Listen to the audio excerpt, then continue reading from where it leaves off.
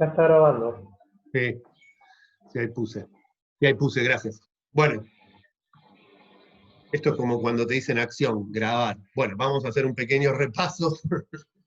Veníamos diciendo esto, se construían dos tipos de comunidades de práctica, una comunidad de práctica asociada a, a- a lo que por ahora denominamos ciencias sociales y humanidades, que comparte una serie de acciones, unas formas de problematizar el mundo social, otra comunidad de prácticas que por ahora analíticamente denominamos del público por este doble juego entre lo público y el público. En la intersección de ambas comunidades de prácticas aparecen, ¿sí?, las prácticas de construcción de conocimiento público, en este diálogo. Decíamos que en la intersección de este diálogo entre estas comunidades vamos a trabajar con tres hipótesis, que son las que van a permitir pensarnos de alguna manera las situaciones, ¿sí? Un poco lo vimos en la clase anterior con el video, el audio, el podcast sobre las cartas a Perón, ¿sí?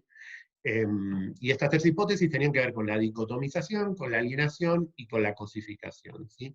Y que para poder pensar esas tres hipótesis, a cada una de estas comunidades de prácticas, íbamos a tratar de dar cuenta de cómo se estructuran en términos de principios epistemológicos, metodológicos y ontológicos, ¿sí? Estoy haciendo un repaso, por eso voy a esta velocidad, porque hoy quiero que veamos algunos ejemplos.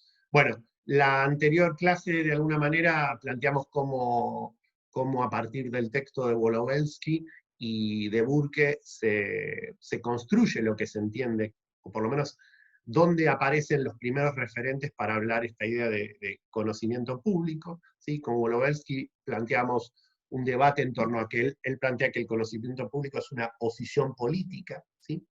Que tiene que ver con connotaciones éticas, pero básicamente para él es una posición política, y tanto con Wolowelsky como con Burke tratamos de pensar cómo se despliega este dispositivo, ¿sí? Entonces acá volvemos a ver de nuevo, acá está terminado, si ustedes ven el video de la clase anterior van a ver cómo esto se iba componiendo en cada uno de los momentos, ¿no? Pero entonces teníamos de nuevo una comunidad de prácticas que tiene que ver con la comunidad de prácticas disciplinar, una determinada disciplina del área de las sociales y humanidades, lo público, ¿sí? Como en esa intersección rojo, ¿sí?, se relaciona el conocimiento público, y de alguna manera planteamos cómo, a partir del texto de Wolowelsky, pero también del texto de Burke, y ahora vamos a ver un poquito más a partir del texto de Burke eso, se produce un proceso de decisión entre las prácticas que despliega la propia orden disciplinar para comunicar, construir conocimiento con los otros. Y entonces Wolowelsky planteaba que de alguna manera el conocimiento aparece disociado de su uso y de su práctica, ¿sí? Y que ese uso, esa práctica, es denominado técnica, entonces quienes producen, quienes construyen conocimiento, aparecen disociados de las consecuencias de aplicación de ese conocimiento se construye en ciencias sociales y humanidades. En general, diría yo, y él lo plantea en general.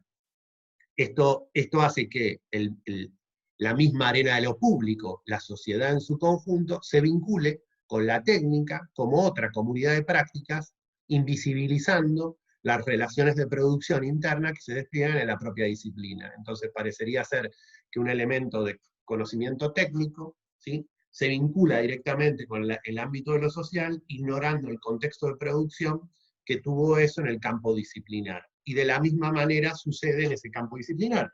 Se ignora o no se tienen en cuenta las vinculaciones, ¿sí?, y las consecuencias de los desarrollos teóricos conceptuales. Esto al conocimiento o a la investigación más pura le da la posibilidad de no hacerse cargo, ¿sí?, de las consecuencias de los desarrollos teórico-conceptuales, ¿sí? Entonces permite construir un halo, ¿sí?, de ciencia pura, decía Wolowelsky.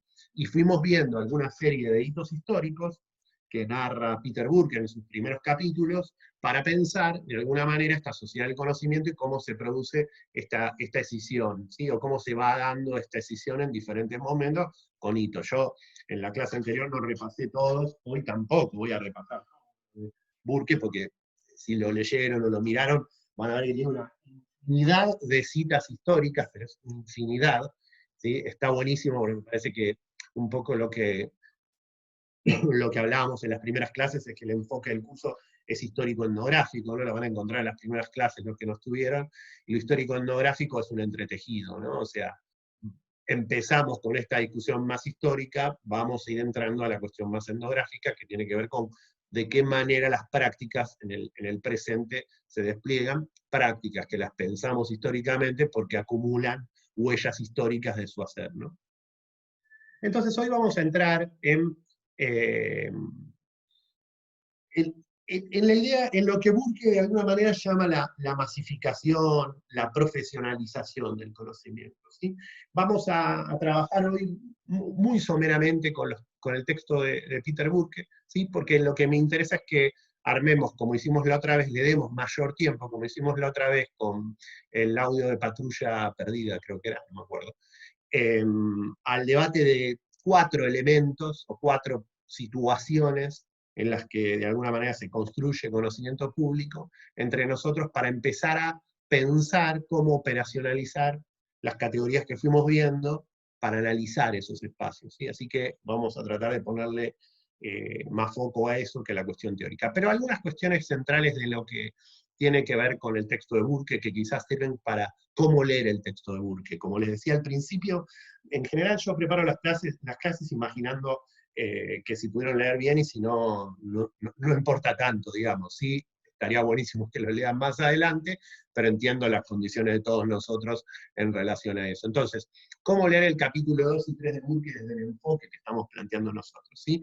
Bueno, básicamente tratando de identificar en el texto un conjunto de prácticas y cómo ese conjunto de prácticas, a partir del texto de Burke, va planteando la construcción de comunidades de prácticas. ¿sí? Van a ver que el texto de Burke, bueno, nada, empieza en el siglo XV, ¿no? Y empieza sobre todo a partir del debate que se genera entre humanistas y clericales, digamos, este debate en relación a cómo se legitiman los espacios de construcción de conocimiento. Él va jugando entre la idea de legitimación y la idea de institucionalización, ¿sí? Eh, obviamente son recortes históricos, tiene que ver con fuentes, tiene que ver con lo que quedó escrito de esas fuentes, así que hay que tomarlo en esos términos y de esa manera. ¿sí? Entonces, bueno, él plantea como este debate, lo primero que aparece, como para discutir un poco todas esas universidades que entre el siglo XII y XIV, XV surgen en diferentes partes de Europa, y hay, entre el XII y el XIV empiezan a consolidarse lo que hoy entendemos como lo que llamaron en ese momento universidades, pero que de alguna manera estaban muy asociadas a la iglesia, digamos, ¿no? Todo lo que saben ustedes, que entre el siglo XII y el XIV, los historiadores suelen plantear que el monopolio de conocimiento, de alguna manera, lo tenía la iglesia. Y el monopolio del conocimiento es el monopolio del conocimiento escrito, ¿sí? Y fíjense que yo denomino monopolio del conocimiento, porque hay otro conjunto de saberes, un poco hablamos en la clase anterior, y utilizo la categoría saber, que no estaban institucionalizados en términos de escritura, ¿sí? En términos de papel escrito, en términos de materialización de esa experiencia. Y todos esos saberes tienen que ver con con todos los oficios que se despliegan, ¿sí? A lo largo de la historia. ¿sí? Y hay miles de oficios de esos que no se institucionalizan. Alguno de lo que, de alguna manera el trabajo sobre las leyes, de alguna manera el trabajo comercial, ¿sí? Algunas cosas fuimos viendo. Eso no era algo que se presentaba hasta el siglo XV como discusión al interior de las universidades, porque estaban más asociados a la filosofía, a los debates, ¿sí? Y muy asociados a la iglesia. Él plantea que el primer punto de ruptura es el surgimiento de lo que él denomina humanistas, ¿sí? En oposición a la cuestión clerical. Los humanistas, de alguna manera, la ruptura que plantean tiene que ver con eso, con poner en tela de juicio la explicación filosófica y de debate asociado a la iglesia, ¿sí? Y empieza a asociar a esto un conjunto de prácticas, ¿no? Entre esas prácticas centrales que los humanistas despliegan está la de enseñanza, ¿sí? Que también estaban en universidades y en otros espacios no universitarios, ¿sí? Entonces aparecen los humanistas, su práctica se presenta lo que aparece. Esto es un proceso histórico a partir de idas y vueltas permanentes, ¿no? Pero la figura que él construye es la del humanista, que como práctica tiene la enseñanza y el debatir, ¿sí? Una de las prácticas de construcción de conocimiento, además de la enseñanza, era la del debate. El debate de una tesis. Quienes tengan acá experiencia en las universidades, en diferentes espacios, verán que esta práctica del debatir y de la tesis es algo que continúa, que es bastante presente en la actualidad y que sin duda sigue siendo un elemento central. De hecho, uno cuando termina la formación de grado, en general, no en todas las universidades, no en todas las facultades, suele escribir una tesis. Y una tesis era un planteamiento hipotético, entonces se planteaba un planteamiento hipotético a partir de un X problema, y lo que había es una disputa, como hemos visto en miles de recreaciones del cine o visuales, donde había grandes atriles y dos debates. Incluso, ya, ahora me olvido cuál de las dos cortes inglesas sigue funcionando, no me acuerdo si la baja o la alta, pero sigue funcionando con esa idea, lo deben haber visto en varias recreaciones, una persona frente a otra, sobre un atril. Si alguno fue al Colegio Nacional de Buenos Aires, también lo puede llegar a encontrar de esa manera, incluso la disposición física, y se enfrentaban por el debate. Y era el debate, era el debatir, eran debates filosóficos, ¿sí? Era la construcción de la idea por la idea en sí mismo. Y era un debate entre intelectuales, entre filósofos, entre pensadores. Muchos de estos debates se dieron entre pensadores asociados a la Iglesia y estos nuevos humanistas que empezaban a tensionar esta lógica de construcción. Estos humanistas empiezan a desarrollar algo en paralelo como comunidad de prácticas que Peter Brook denomina academia. Estas academias, de alguna manera, tienen otra lógica de construcción, de conocimiento, que no es tan similar a la de las universidades, donde se imparte, sino de construcción más de seminarios, donde lo que se intenta hacer es una construcción entre varios, y donde se exponen un conjunto de ideas y se va desarrollando lentamente una tesis. ¿Sí? Hasta ese momento las universidades tenían como otra lógica, que no tenía que ver con la idea del seminario, sino con la idea del debate permanente, y no había una explicitación previa de lo que se estaba construyendo en términos de debate. Entonces él acá, ¿sí?, empieza a identificar una serie de prácticas que empiezan a modificarse, y un conjunto de comunidades de prácticas que empiezan a tensionarse. La primera, academia-universidad, asociada a lo clerical y a lo laico, ¿sí?, entre los humanistas. Pero sigue haciendo en todo este periodo un trabajo bastante individual. Ya en el siglo XVI, y la presencia más fuerte de la imprenta, aparecen otro tipo de prácticas, según Burke, que tienen que ver más con la escritura, el armado de cosmologías, cronologías, ¿sí? Estos humanistas empiezan a estar asociados, ¿sí?, a diferentes personalidades, gobernantes, en diferentes espacios, ¿sí? Y empiezan a ser como personas que de alguna manera asesoran a estos gobernantes para ver cómo estos gobernantes podían dialogar, dice Burke, con el pueblo, ¿sí?, compartir la palabra de alguna manera al pueblo. Esto, en paralelo a la reforma luterana, calvina, también empieza a asociarse, porque ya la idea no era tanto prepararse solamente al interior de los seminarios para la iglesia, sino empezar a debatir y a llevar la palabra a también el pueblo. Entonces vemos cómo, de golpe, estas prácticas que tenían los humanistas, las personas de letras, que tenían que ver más con debatir ideas, la enseñanza, al interior, ya sea de las academias o las universidades, empieza a vincularse por primera vez con algo que se denomina pueblo, que aparece en las fuentes como pueblo, ya sea un pueblo cristiano o un pueblo gobernado por una determinada persona, ¿sí? En el siglo XVI ya están como bastante consolidados, empieza a aparecer la figura, otra nueva práctica asociada a los humanistas, que es el de asesor, ¿sí?, que ya no es simplemente escribir, compartir, debatir una idea, enseñar, sino asesorar. Y vemos lentamente como, tengan en cuenta que esto Burke lo desarrolla en 50 páginas, por eso yo les estoy haciendo una síntesis, ¿sí? Después léanlo y van a ver todos los ejemplos, los datos concretos y todas estas cuestiones. A mí lo que me interesa rescatar de todo el texto de Burke es la perspectiva de las prácticas y de las comunidades de práctica. Vuelvo. Empiezan a aparecer esta idea de asesores, que como son los secretarios de los gobernantes. Y bueno, que además, otro elemento que empieza a aparecer en estos periodos es cómo se financiaban estas personas cuyo trabajo básicamente era escribir, hablar, asesorar, pensar. Mientras la iglesia estaba presente, estaba claro el proceso de financiamiento, acá empiezan a aparecer, y estas academias empiezan a ser muy financiadas por todo lo que es los diferentes gobiernos europeos. Todo esto Burke lo describe para toda la Europa más continental, ¿no? No solo la continental, habla bastante de Inglaterra, pero todo lo que es el occidente europeo. Y tiene que ver con cómo empiezan a financiarse y cómo la financiación de estas prácticas que los humanistas o ya intelectuales de ese momento empiezan a tener, empiezan a co-constituir sus posiciones y su proceso de construcción de conocimiento.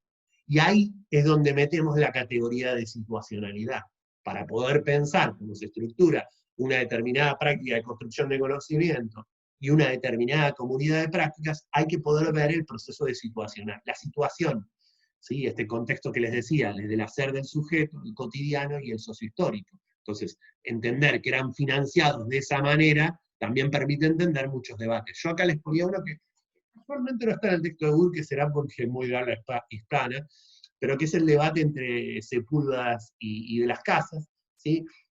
En 1549, en el Consejo de Indias, ¿no? La denuncia que hace Bartolomé de las Casas del trato que se hacía en relación a los... esto es un debate, ¿no? ¿Cómo denominarlos? Creo que ahora están con la palabra, volvieron a orígenes, no, indígenas, no. ¿Cuáles están? Pueblos originarios tampoco. Bueno, todo el tiempo van cambiando ellos cuál utilizan, cómo se autoascriben. Pero tiene que ver con eso, con cómo se trataba a la gente que vivía en América, digamos, ¿no? Y es un debate interesante, si lo pueden ver no nos va a dar el tiempo, pero es un debate re interesante, se suele usar mucho porque lo que de alguna manera se pone en duda ahí es hasta qué punto son humanos o no son humanos estas personas que estaban en América, y hasta qué punto podían recibir un trato o no de humanos estas personas que estaban en América. Y hay un debate filosófico, ¿no? En última instancia es filosófico, pero lo interesante es que además de ser filosófico empiezan a aparecer condiciones materiales, ¿sí? No es la humanidad, sino cómo estamos tratando esa humanidad. Entonces empiecen a ver cómo ya en el siglo XVII, ¿sí? 16, 17, empiezan a presentarse un conjunto de elementos en relación a los procesos de construcción de conocimiento que ponen en la arena de lo público esos debates teórico-conceptuales que en ese caso los humanistas, los que se asociaban en las academias, tenían. Esto es, de alguna manera, algún tipo de antecedente de lo que implica la construcción del conocimiento público. Ahora veremos que hay diferentes prácticas en la actualidad para denominarlas, ¿sí? Sigamos.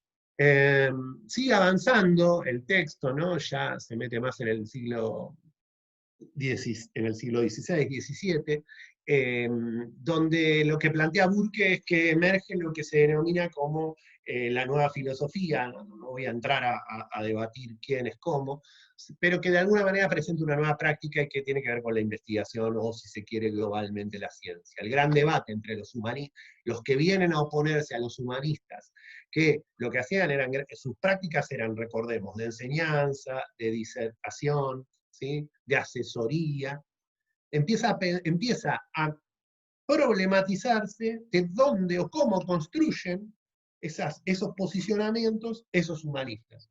Entonces aparece la cuestión del método, básicamente, ¿sí? Entonces, cuando aparece la discusión sobre el método, aparece la ciencia o la investigación como elemento, como práctica de la ciencia. Pero también esto va asociado a un crecimiento de las publicaciones. Entonces, las prácticas no solo ya son investigar, tomémoslo genéricamente, y pensándolo desde la época, investigar a eso, pero sí reflexionar sobre cómo construye ese conocimiento y qué pasos tiene ese proceso de construcción de conocimiento. ¿Sí? Llamémoslo la lógica, que es lo que vamos a ver en la clase siguiente. ¿Sí? No solamente aparece esto, sino que aparece la publicación. Las publicaciones se multiplican, no es necesario que lo plantee. Todo esto además va muy asociado a un tipo de práctica que está invisibilizada acá, que Burke no la analiza tan claramente, que tiene que ver con la escritura, ¿sí? O sea, todo este tipo de prácticas están relacionadas con que la legitimación está asociada a lo escrito, sobre todo en este periodo, ¿sí? Sobre todo a partir del siglo XVII. Lo escrito se contrapone, se empieza a contraponer al oral. Todas esas asesorías, todos esos debates, todas esas cuestiones, ¿sí? Empiezan a estar en tensión si no son escritas.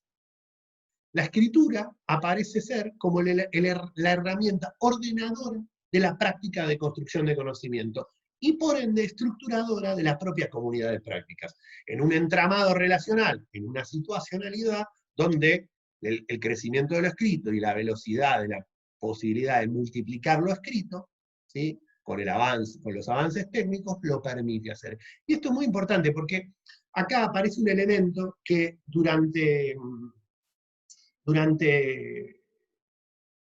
a ir cambiando permanentemente, ¿sí? Mientras que la oralidad estaba presente en sus inicios, la escritura va a hegemonizar, pero hoy claramente ponemos en juego otros elementos que no son solo lo escrito. Y en el área de lo que estamos denominando como conocimiento público de la ciencia, hay un debate muy grande en torno a la escritura, ¿sí? ¿Es lo escrito la herramienta? ¿Es una de las herramientas? ¿Y hasta qué punto esas nuevas herramientas, esas nuevas prácticas de construcción de conocimiento empiezan a configurar materialmente lo que yo estoy construyendo? ¿Sí? Ahora vamos a ver algunos ejemplos de esa situación. Pero recordemos esto de la escritura y recordemos cómo acá empieza a aparecer un elemento, ¿sí?, de esta situacionalidad. Ya no es solo el proceso de construcción disciplinar, sino que también las herramientas, las técnicas, si se quiere, que utilizo para construir conocimiento, las prácticas que despliego para construir conocimiento. Y vamos a ver que va a haber cambios permanentemente. Bueno, esta multiplicación de las prácticas de publicación escritas, ¿sí?, lleva a empezar a configurar otras comunidades de práctica que se las denomina, o que Burke las denomina como agentes de la información. Las universidades ya prácticamente empiezan a estar organizadas independientes de la iglesia, o sea, hay universidades separadas de la iglesia, obviamente el desarrollo de los gobiernos de los estados, la configuración de los estados empieza a ser algo determinante, y que las universidades se independicen de las iglesias da lugar a otra nueva configuración de comunidad de prácticas que denomina profesorado, que hoy para nosotros está asociado a las prácticas de enseñanza-aprendizaje, ¿sí? Pero incluso quienes participen de universidades o estén dentro de universidades de las universidades más antiguas de la Argentina, sabrán que la división de claustros ubica a los profesores, ¿sí?, y a los auxiliares docentes, que no son profesores. Porque la idea de profesar era la idea de impartir de alguna manera la palabra, una persona que tenía el conocimiento armado para ser alguien que profese en relación a una determinada problemática, y que además manejaba ya en ese momento un determinado método, ¿sí? El profesorado no está asociado a las prácticas de enseñanza-aprendizaje en sus inicios, sino que está asociado a la enseñanza, al manejo de la información, ¿sí?, y al método científico. Y esto es importante, porque esta es una categoría que la de profesorado, como comunidad de prácticas, es algo que fue cambiando.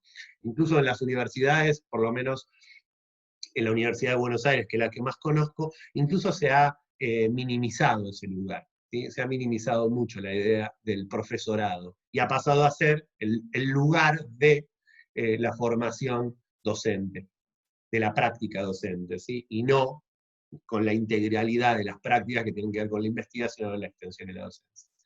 Bueno, aparece esta nueva comunidad de prácticas ya finales del siglo XVII, ¿sí?, donde el conocimiento ya está más asociado a algo sistemático, algo profesional, algo cooperativo, plantea. Entonces fíjense cómo prácticas nuevas empiezan a presentarse, ya no es posible debatir una tesis, ¿sí?, sino que ahora yo tengo que organizar ese conocimiento. Y acá aparece el gran kit de la cuestión, cómo organizar ese conocimiento. Y acá se empiezan a multiplicar las diferentes áreas, disciplinas, ¿sí?, de organización del conocimiento, que incluso desde ese periodo ya en adelante se mantienen semifijas hasta la actualidad, diría yo. Obviamente van surgiendo nuevas, pero las grandes áreas del conocimiento, ¿sí?, empiezan a a dividirse. Acá empieza a aparecer de alguna manera algo que todavía no tiene nombre, pero que no es necesariamente las humanidades, sino que son otro conjunto de cosas. ¿Sí? Y que no están solamente, en ese momento, no, las ciencias sociales no, pero sí empiezan, por ahí si está el compañero biólogo lo podrá plantear con mayor claridad, pero sí empiezan a aparecerse las filosofías naturales, ¿sí? Esto que se llama en su inicio como filosofías naturales tiene mucho más que ver con esta lógica de método, de conocimiento sistemático, ¿sí? Porque de alguna manera las universidades, y estas universidades que también empiezan a ser financiadas más por los estados, también están pensando de alguna manera en esta palabra que Peter Burke pone por ahí como útil y profesional. Aquellos saberes que en el siglo XII no estaban visibilizados, ¿sí? Eran saberes, eran oficios, empiezan a entrar a las universidades. ¿Sí? Empiezan la manera de legitimarse de esos saberes es construir conocimiento legítimo, o sea, pasar del orden del saber al proceso de construcción de conocimiento, como forma, como figura. ¿Sí? Y eso implica ubicarlo al interior de un método, ¿sí? Y eso implica la escritura.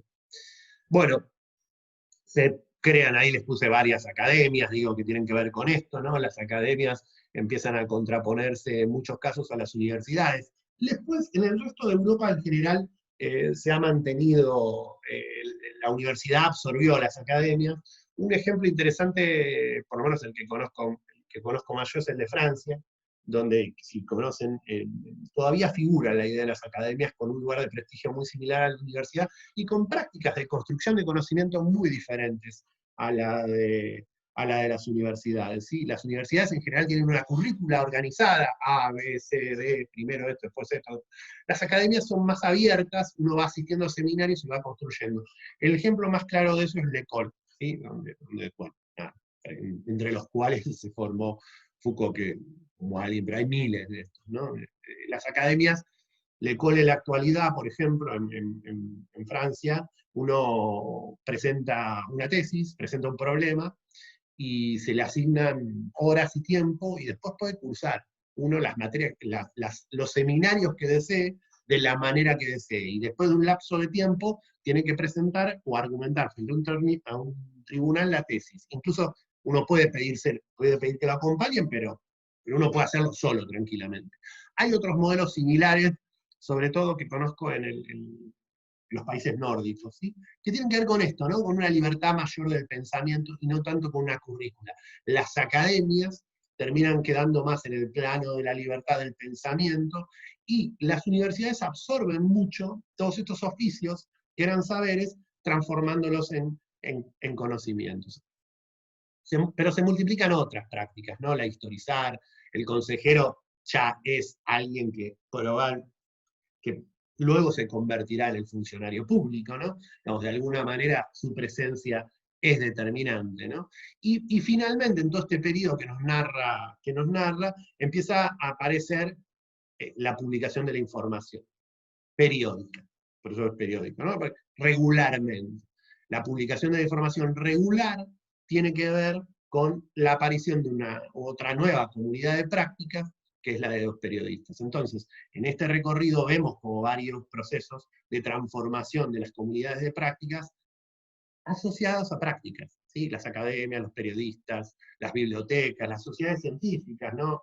Todo esto que uno ve con Harry Potter o todas esas novelas, vieron que recuperan ese periodo histórico donde la lógica es de la sociedad de pensadores, la sociedad de astrónomos. Bueno, hay miles de esas, ¿sí? Que tienen que ver con cómo se empiezan a aglutinar un conjunto de prácticas, un conjunto de sujetos que despliegan una práctica, ¿sí? Para constituir un colectivo separado de los otros, ¿sí?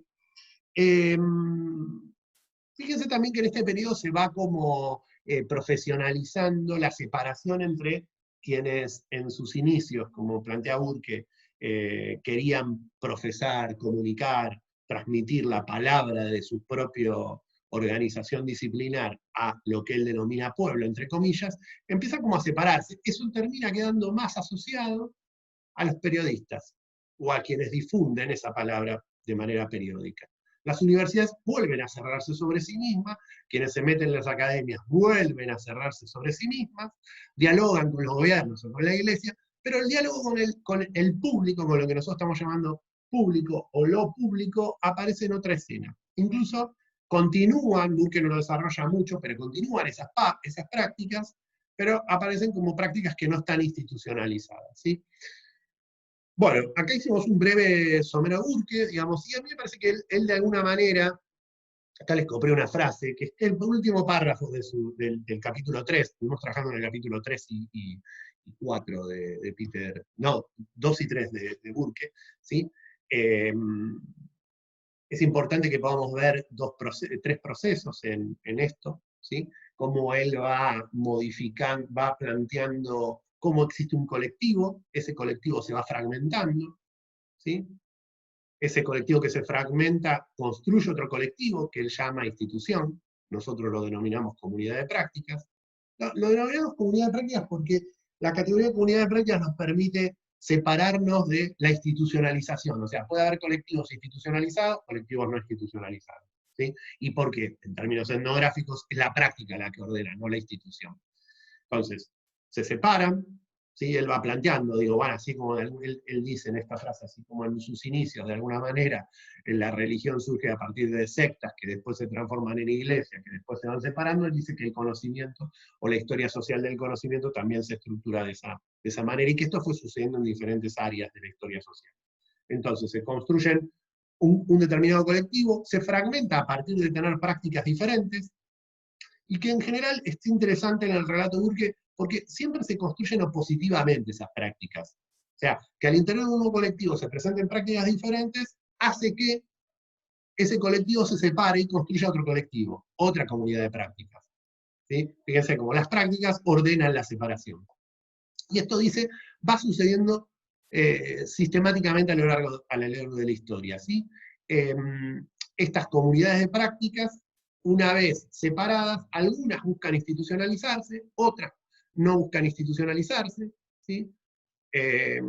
Y él dice, digo, el lector tenderá a ubicarse siempre entre aquellos que se han separado innovando de quienes se institucionalizaron, creando otra comunidad de prácticas, y él dice, ambos colectivos, ambas comunidades de práctica, son centrales en la historia social del pensamiento, en la historia social del conocimiento, porque se van escindiendo como forma permanente, y uno piensa que siempre él dice que nosotros nos identificaríamos con los que son innovadores, no sé por qué, será porque como que la innovación está asociado al pensamiento de izquierda y lo no innovador al pensamiento conservador. Supongo que lo dirá por eso, no lo aclara a Burke, pero supongo que lo dirá por eso, y que entonces nosotros, sus lectores, nos asociaríamos más al pensamiento de izquierda y por ende nos quedaríamos con los innovadores, y de alguna manera dice que nos sentiríamos más cercanos de ellos. Pero él también nos recuerda que ambos han desempeñado papeles igualmente importantes. Entonces, fíjense cómo a lo largo de esta historia del pensamiento social del conocimiento, lo que hay es un proceso permanente de prácticas que se despliegan al interior de una misma comunidad de prácticas, que empiezan a oponerse, siempre con la oposición como forma, ¿sí? Siempre con la dicotomización. Acá aparecen estas tres hipótesis, recordémosla, siempre la dicotomización, enfrentamiento, un A o B, ¿sí? Separado A o B, necesito identificar A, necesito identificar B, para eso cosifico mi propio conocimiento, para cosificarlo construyo un método, cosificarlo es cerrarlo sobre sí mismo, ¿sí? Fíjense cómo permanentemente este proceso se va dando epistemológicamente en este recorrido histórico que él plantea y que de alguna manera son los antecedentes de esto que llamamos conocimiento público de la ciencia. Por ende, de alguna manera lo que nos interesa pensar a nosotros es hoy, ¿quiénes son esos? ¿Sí? Es el ámbito de quienes trabajamos, quienes intentamos dialogar o transformar en público el conocimiento con que trabajamos, somos al interior de la propia comunidad de prácticas de las ciencias sociales y las humanidades un colectivo que nos tenemos que separar. ¿Necesitamos construir dicotómicamente? ¿Vamos a construir cosificadamente. Bueno, esto es un poco lo que vamos a intentar avanzar en esto que sigue, ¿sí?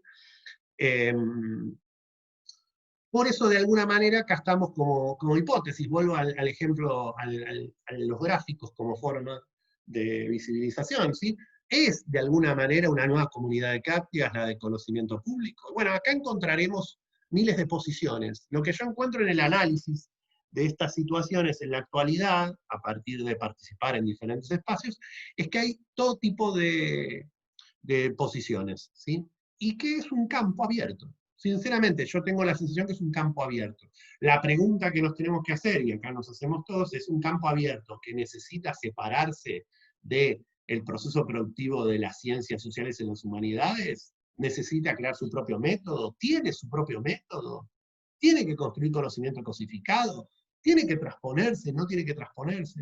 Un ejemplo interesante de este proceso, que hoy, esto no, es el hoy, esto es el hoy, ahora vamos a ver alguna serie de prácticas, y después vamos a intentar ver algunos videos para pensarlo. Esta es la foto de hoy. ¿Sí? Hoy hay un debate, un poco lo hablábamos, hoy la de moda es comunicación de la ciencia, es la de moda, como le decía Conicet, está de moda, entonces te hace llenar en el formulario conocimiento de la ciencia, la de moda antes fue otra, van cambiando, ¿sí? Y además entre ellas se construyen como muy opositivamente. Nosotros, analíticamente, las ubicamos a todas como conocimiento público, ¿sí? Porque todas son prácticas de construcción de conocimiento, divulgación, periodismo científico, extensión, transferencia. ¿Sí? La pregunta que nos hacemos es: ¿esas prácticas tienen que escindirse o no de las prácticas de producción del propio conocimiento? ¿Hasta qué punto? ¿De qué manera? ¿Sí? Sobre todo para pensarse en diálogo con la sociedad. Fíjense que acá ya no ponemos público, sino que estamos hablando de sociedad de alguna manera.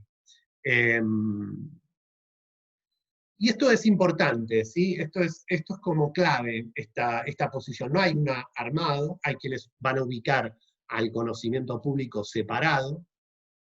Yo fíjense cómo lo pongo como en el medio, entre medio, constituido por ambos, ¿sí? Y hay quienes lo van a plantear como algo separado. Y tiene sus antecedentes. Si hay alguna persona acá del área de la educación, seguramente lo podremos charlar. En la década del 70 empieza, 60, 70, digo, 80 se consolida, sobre todo en el mundo del habla hispana, tiene que ver con el debate que se da al interior de lo que se conoce como la didáctica, ¿sí? Lo que se crea como la didáctica, que tiene que ver con la enseñanza. ¿Sí? Se crea, en la década del 80 se consolida un área que se llama didáctica general, ¿sí? Que es un área de conocimiento que de alguna manera se plantea analizar los procesos de enseñanza-aprendizaje de un determinado contenido disciplinar. Hasta ese momento, quienes organizaban la enseñanza-aprendizaje de un determinado contenido disciplinar estaba asociado a la disciplina, a la propia disciplina de base. Si yo soy historiador, yo construyo a partir de la historia la manera en que enseño y se aprende lo histórico, ¿no? Década del 70, 80, empieza, muy asociado al surgimiento de la ciencia y la educación y la pedagogía, la creación de la didáctica. Y es un debate, la didáctica en general, es un debate que sigue hasta ahora, se constituye como campo separado, y plantea que estudia los procesos de enseñanza-aprendizaje de las disciplinas, porque plantea que existen separados los procesos de enseñanza-aprendizaje de la enseñanza del determinado conocimiento que se está transmitiendo.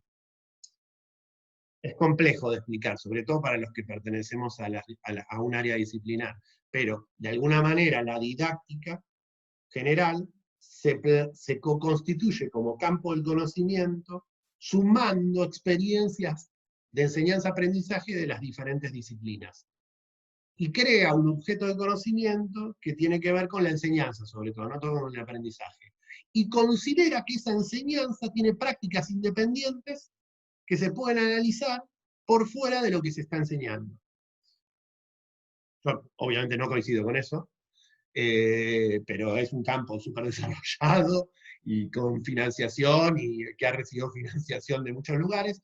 Está asociado, para entenderlo hay que entenderlo asociado al momento, 80s, ¿sí? Casualmente habla hispana, ¿sí? Intervención del sistema educativo en década de los 80 de diferentes partes de Latinoamérica, en el habla anglo no sucedió tanto esto. De hecho, creo que ni siquiera creo que tengan la palabra, sí la tienen, pero no es un área, ellos lo tienen más asociado a la pedagogía o a las propias disciplinas. Pero es un antecedente, no nos vamos a enroscar con eso, si quieren ahora hablamos un poquito de eso, pero es un antecedente para este debate, ¿sí? ¿Es el área o el espacio del conocimiento público, ¿sí?, algo que tiene un propio método independiente del conocimiento disciplinar que se desarrolle en cada área de las ciencias sociales y las humanidades? Hay quienes creen que hay que crear un propio método, hay quienes creen que no, hay posiciones diferentes. Veamos algunas de las prácticas actuales, muy someramente, que hoy encontramos, ¿sí? Yo, como les decía, soy antropólogo de base, trabajo en conocimiento, cuestiones que tienen que ver con el conocimiento y el aprendizaje, entonces analizo prácticas, no las clasifico. Estas clasificaciones que les voy a contar ahora son ordenamientos de toda esta área del conocimiento público, incluso entre ellos se ven como opuestos.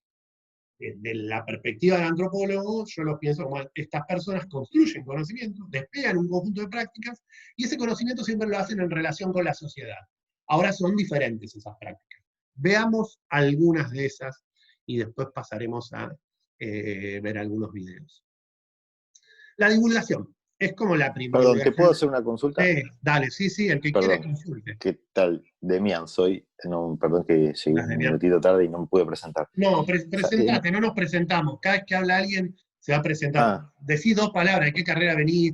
¿Qué trabajás? Ok, soy Demian, tengo título de licenciado en audiovisión, me dedico a la docencia en la universidad, ahí en la UBA y en La Matanza, en las áreas de arte, diseño y tecnología. Actualmente estoy trabajando en un proyecto de divulgación del conocimiento que se genera en las universidades. Por eso, y estoy a la par haciendo otro posgrado que por suerte comparte bibliografía. Sí, mágico, no puedo creer que esa coincidencia. Pero bueno, mi pregunta iba, el otro posgrado es en investigación, transferencia y desarrollo en la universidad pública. Así que comparten varias cosas. Y en la lámina anterior me surgía la duda con esto que planteabas, y que te parecía que no, casualmente por mi actividad docente, en que trabajo en áreas muy relacionadas con la práctica y la implementación, me sorprendió cuando decías que te oponías, y me hizo cuestionarlo porque me parecía bastante lógico lo que planteaban de extraer me parecía como ciertas cuestiones abstractas de cómo se trabaja el conocimiento público, diferentes de cómo se trabaja sobre las ciencias en general. Y me parecía que tal vez, viendo que viene de una visión, no sé, digamos, que intenta unificar, digamos, varios conceptos, si eso no es que te lo permite cuando consideras que la sociedad es una sola por ahí, o que tu público, por decir de alguna manera, es uniforme, ¿no? O homogéneo, por decir de alguna manera. Entonces, en ese caso, sí, al tener variables tan fijas, y podrías abstraerte, digamos, en teorizar sobre el conocimiento público de una manera un poco más independiente que de las ciencias, que el conocimiento científico, por decirlo, ¿no? Pero no sé, por ahí no es por ese lado. Pero... Sí, es exactamente por ese lado, y es exactamente por el lado de que soy antropólogo. Es exactamente por ese lado, es por el lado que soy antropólogo. Nosotros somos como los antropólogos, acá hay 3 o 4 antropólogas, compañeras, algunas nos conocemos, con las 4 nos conocemos hace muchos años.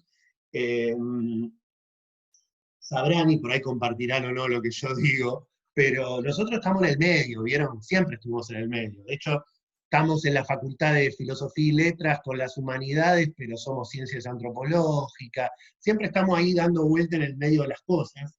Los grises son las cosas que en general nos gustan, las no definiciones son las cosas que solemos trabajar, la práctica de las personas, y pensamos las cosas a partir de la cotidianidad, de lo que la gente hace, ¿no? De cómo se clasifica lo que la gente hace. Nuestra mirada siempre está relacionada con eso. Y va un poco en la línea de lo que vos estás diciendo, ¿sí? Y tiene que ver básicamente con una perspectiva, con identificar un objeto de conocimiento que aglutina y que articula todas estas prácticas. Porque yo lo que veo es que hay prácticas, si ahora ahí vamos a ver una serie de esas prácticas. Lo que planteo es que esto no lo plantea mucha gente, creo que somos 2 o 3 los que lo estamos planteando, de diferente manera, ¿sí? De diferente manera, pero lo estamos planteando, 2 o 3, ¿sí? Lo que nosotros planteamos, lo que estamos planteando es que todas estas prácticas de alguna manera tienen esta vinculación con la sociedad, ¿sí? Lo que hacen es variar en términos de financiación, en términos de prácticas internas, en términos de un montón de cuestiones que son las que me gustaría que analicemos ahora y que por eso desarrollamos todo el marco teórico de las 2 clases anteriores, pero básicamente, ¿sí? Lo que estoy planteando es que si uno construye un área del conocimiento separado, ¿qué es lo que suele suceder y es lo que Peter Burke nos narra? ¿Sí? Si uno construye un área de conocimiento separado, básicamente, seguramente lo que va a garantizar, y fíjense que lo estoy diciendo en una maestría en la que se está planteando hacer esto, un kiosco. Lo digo así para que todos nos entendamos básicamente. Básicamente negocio. Por eso para mí era muy importante plantear el seminario gratis, ¿sí? Porque por eso prefiero plantearlo con un gremio y no en otros espacios, ¿sí? Con la universidad pública y no en otros espacios. Porque básicamente lo que uno construye... Uy, alguien me está hablando, creo que la computadora. Me dijo, ¿cómo quieres llamar a este evento? Bueno, sigo. Lo que básicamente uno construye es un área, escindida del área anterior, ¿sí? Se me activó el Bixi, estas cosas dan miedito. Era lo que me estaba hablando. Uno construye un método, ¿sí? Escindido del proceso productivo del conocimiento. Esto tiene que ver con las hipótesis previas que narramos antes. Dicotomización y cosificación. Cuando uno construye, ¿sí? Un objeto escindido de su propio proceso de producción, de alguna manera aliena al conocimiento. Al alienar un determinado conocimiento, cree que ese conocimiento existe independientemente del entramado relacional que ese conocimiento está desplegándose. Todo este proceso, de alguna manera, desencadena con que si alguien me financia para hacer eso, y básicamente me va a convenir para poder vivir. Es lo que narra Peter Burke históricamente, cuando se van armando las divisiones, ¿sí? También tienen que ver con quién financiaba esas divisiones y que era necesario constituirlo. Lo que vos estás planteando es el nudo de todo el seminario, lo vamos a ir desarrollando, yo no quiero anticipar, a mí, también por ser antropólogo, no me gusta resolver, solamente planteé, yo no coincido para que ustedes sepan, ¿sí? Y lo planteé también para provocar la discusión. No suelo coincidir porque creo que me parece que las propias disciplinas tienen que ponerse a pensar, tienen que manejar sus propias prácticas de conocimiento público, ¿sí? Incluso hasta diría las ciencias sociales y las humanidades, si me preguntan, ¿sí? Como interdisciplinariamente. De hecho, es de alguna manera lo que la comunicación de la ciencia, que es un poco la más hegemónica en la actualidad, plantea, la interdisciplinariedad de eso.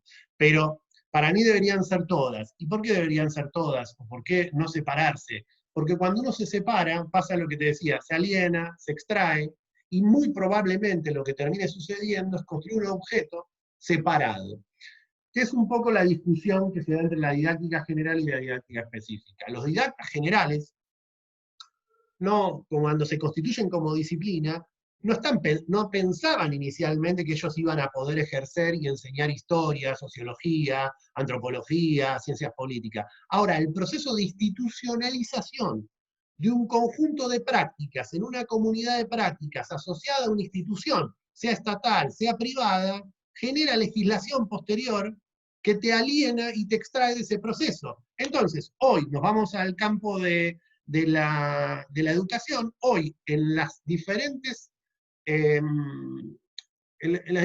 jurisdicciones del país, un licenciado en Ciencias de la Educación puede dar historia, sociología, ciencias políticas, antropología, puede ejercer la profesión de la enseñanza de una determinada disciplina. ¿Por qué? Por estar extraído como por arriba de todos los demás. No estoy diciendo que ellos pensaron hacer eso en ese momento, ¿se entiende? Ahora, la configuración que se va dando en el diálogo con el Estado hace que el Estado te cosifique también, te aliene y te plantea como escindido. Obviamente, muchos de todos ellos vieron su kiosquito y hoy en día tenés esos problemas. Yo, como buen antropólogo, tiendo a pensar que la diversidad es buena, ¿vieron? Para mí siempre la diversidad es lo mejor, y que si uno clasifica todo esto, evita la posibilidad de surgir cuestiones nuevas.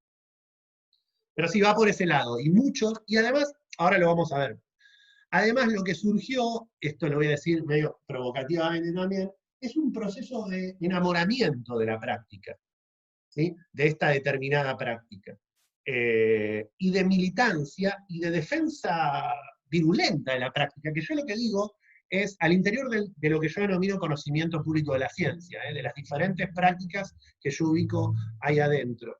Yo creo que eso tiene que ver también con esta lectura que hace Peter Drucker, ¿sí? Él va diciendo que la lógica de la historia social del conocimiento siempre ha sido construir una oposición. Entonces, quienes se enfrentan uno a otro, también construyen su propia comunidad de prácticas a partir de eso. Algunos lo harán por intereses personales, otros por intereses económicos, otros lo harán convencidos, ¿sí? Veamos algunas cuestiones. A ver, la divulgación, que bueno, nada, uno la puede rastrear hasta la gente que se ubica como divulgador, te lo rastrea hasta el siglo XVII y tiene que ver con esos primeros antecedentes que vimos en la clase anterior y un poco lo que veníamos ahora. Hoy está bastante en el área de las ciencias sociales y las humanidades, divulgaciones, la práctica de divulgación es vista como peyorativamente, ¿sí? Es vista muy peyorativamente, pero esto estamos hablando de los últimos 10 años, ¿sí? Es vista muy peyorativamente. Pero tiene un conjunto de particularidades la divulgación y la difusión. En general lo que tienen como característica, ¿sí? Es que la expresión de la divulgación a la difusión, en general, se plantea individualmente, por más que colectivamente se construya, ¿sí? Por más que hay un proceso colectivo, siempre hay una voz que habla, una voz, una letra, un uno, ¿sí? Que habla, una unidad que habla. Pero obviamente hay miles de variables de esas, pero en general tiene como esa lógica, ¿sí? Y en general parten de la idea de que hay alguien que construye conocimiento, que tiene ese conocimiento, y hay alguien que no tiene, que es la sociedad al cual se le divulga, se le difunde, ¿sí? Hay una serie de lógicas que tienen todo esto, que son las lógicas de construcción de conocimiento, que vamos a empezar en la clase que viene, ¿sí? Que ordenan o permiten cruzar estas cuestiones. Pero por ahora veámoslo en términos de descripción de prácticas, ¿sí? Y entonces la idea de que hay alguien que posee el conocimiento y hay alguien que no, y que eso se transmite a la sociedad. Cuestiones de hallazgo científico, cuestiones de legitimación de una determinada teoría. En sí mismo, y acá pongo mi posición, yo no estoy ni a favor ni en contra de esto, lo que creo es que es una de las tantas prácticas que tiene que ver con el diálogo que esté estableciendo con la sociedad. No es que es mejor o es peor una o la otra. Tiene que ver con el diálogo. Y el diálogo tiene que ver con el concepto previo que planteábamos, que es situacionalidad. Es el entramado relacional el que a mí me permite esto. ¿Qué sé yo? Depende de dónde y con quién esté construyendo conocimiento, me convendrá una u otra en función de eso. Sí es cierto que después cada una de estas son apropiadas por comunidades que las construyen separadas y que además se cruzan con posicionamientos ideológicos, ¿no? Después, que por ahí uno no termina compartiendo. El periodismo científico es otra, ¿sí? Que también se remonta a ese siglo XVIII y XVII, que es un poco lo que narramos con la separación. El periodismo científico aparece claramente más asociado a la profesión periodista, pero la profesión periodista también tiene un poco de configuración similar a lo que hablábamos antes. Después, ya mucho más avanzado en el tiempo, la que se presenta es la de extensión. Y, a ver, el periodismo científico también es una práctica que suele expresarse en términos individuales. Expresarse en términos individuales no quiere decir que sea una persona o un individuo, sino que la manifestación es una, que no es el colectivo el que se muestra en su totalidad. Como, por ejemplo, la extensión. En general, la extensión es una práctica colectiva, muy asociada a las universidades, asociada a la reforma del 18 en la Argentina, ¿sí? Con una vuelta y una resignificación en la década del 60, 70, 80, ¿sí? Con una fuerza muy grande. En general, si bien en sus inicios se plantea como cómo la universidad extiende el conocimiento a la sociedad, se ha redefinido, se ha repensado, hoy no tiene nada que ver con eso, ¿sí? Y está muy vinculado a trabajar o a construir problemáticas sociales en territorios, ¿sí? Está muy vinculado a eso. O, en algunos casos, como planteamos algunos, en alianza entre sectores sociales, ¿sí? Alianza en el término más gramsciano que se puede tomar, no de la alianza de los 2001, 2001, no, 20, se me perdieron, la alianza del 2000, 2001, ¿sí? Sino la alianza de clases, ¿sí? De sectores, ¿sí? Y cómo de alguna manera podemos construir problemáticas conjuntas entre sectores para llevar adelante algún tipo de intervención o práctica social, ¿sí? Y está muy asociado a la universidad. Y en general es una práctica muy colectiva. Es una práctica muy colectiva. Después, pero como derivado también de la extensión de alguna manera va a tener como implicancias en todo este cambio, piensen del 18 a las que le planteo en la actualidad, hay una serie de cambios que no lo vamos a ver acá, pero lo vamos a ver todos en profundidad, sino que la idea es poder ir viendo y analizando prácticas. Se deriva a lo que es la alfabetización científica, ¿sí? Que mezcla varios niveles, varias áreas, está muy asociada a la cuestión de la práctica escolar, ¿sí? Y está vinculada a la posibilidad de que los estudiantes de alguna manera tengan la posibilidad de vivenciar o de participar de una investigación orientada por alguien que tiene el oficio de investigar.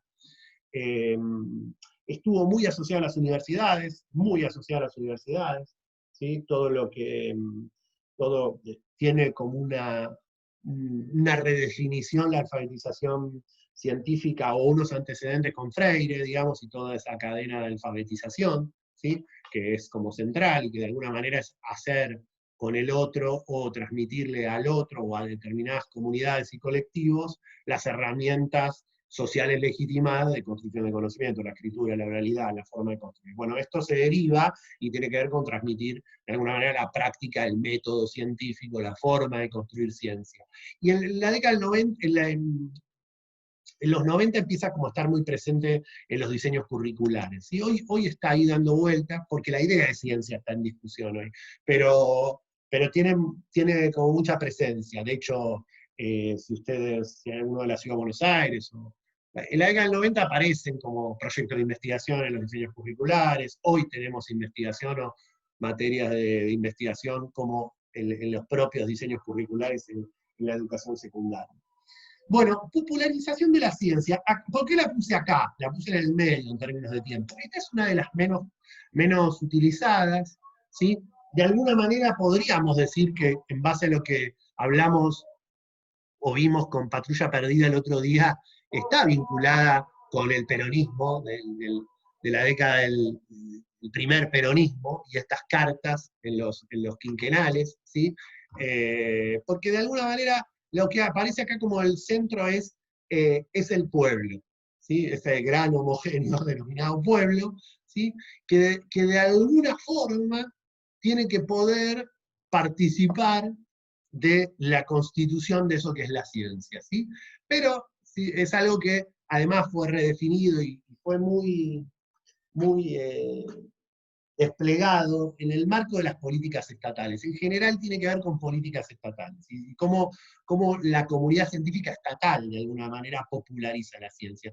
Y acá hay prácticas complejas, adentro de todo esto uno puede encontrar, si hay quienes se plantean la co-construcción, hay que se plantean la difusión, hay la transmisión sola, aparecen múltiples, en todo lo que fue el último periodo del gobierno de Cristina Kirchner, este era como uno de los ejes centrales, digamos, y si se prestan atención, empezaron a aparecer nuevamente la idea de popularización de la ciencia.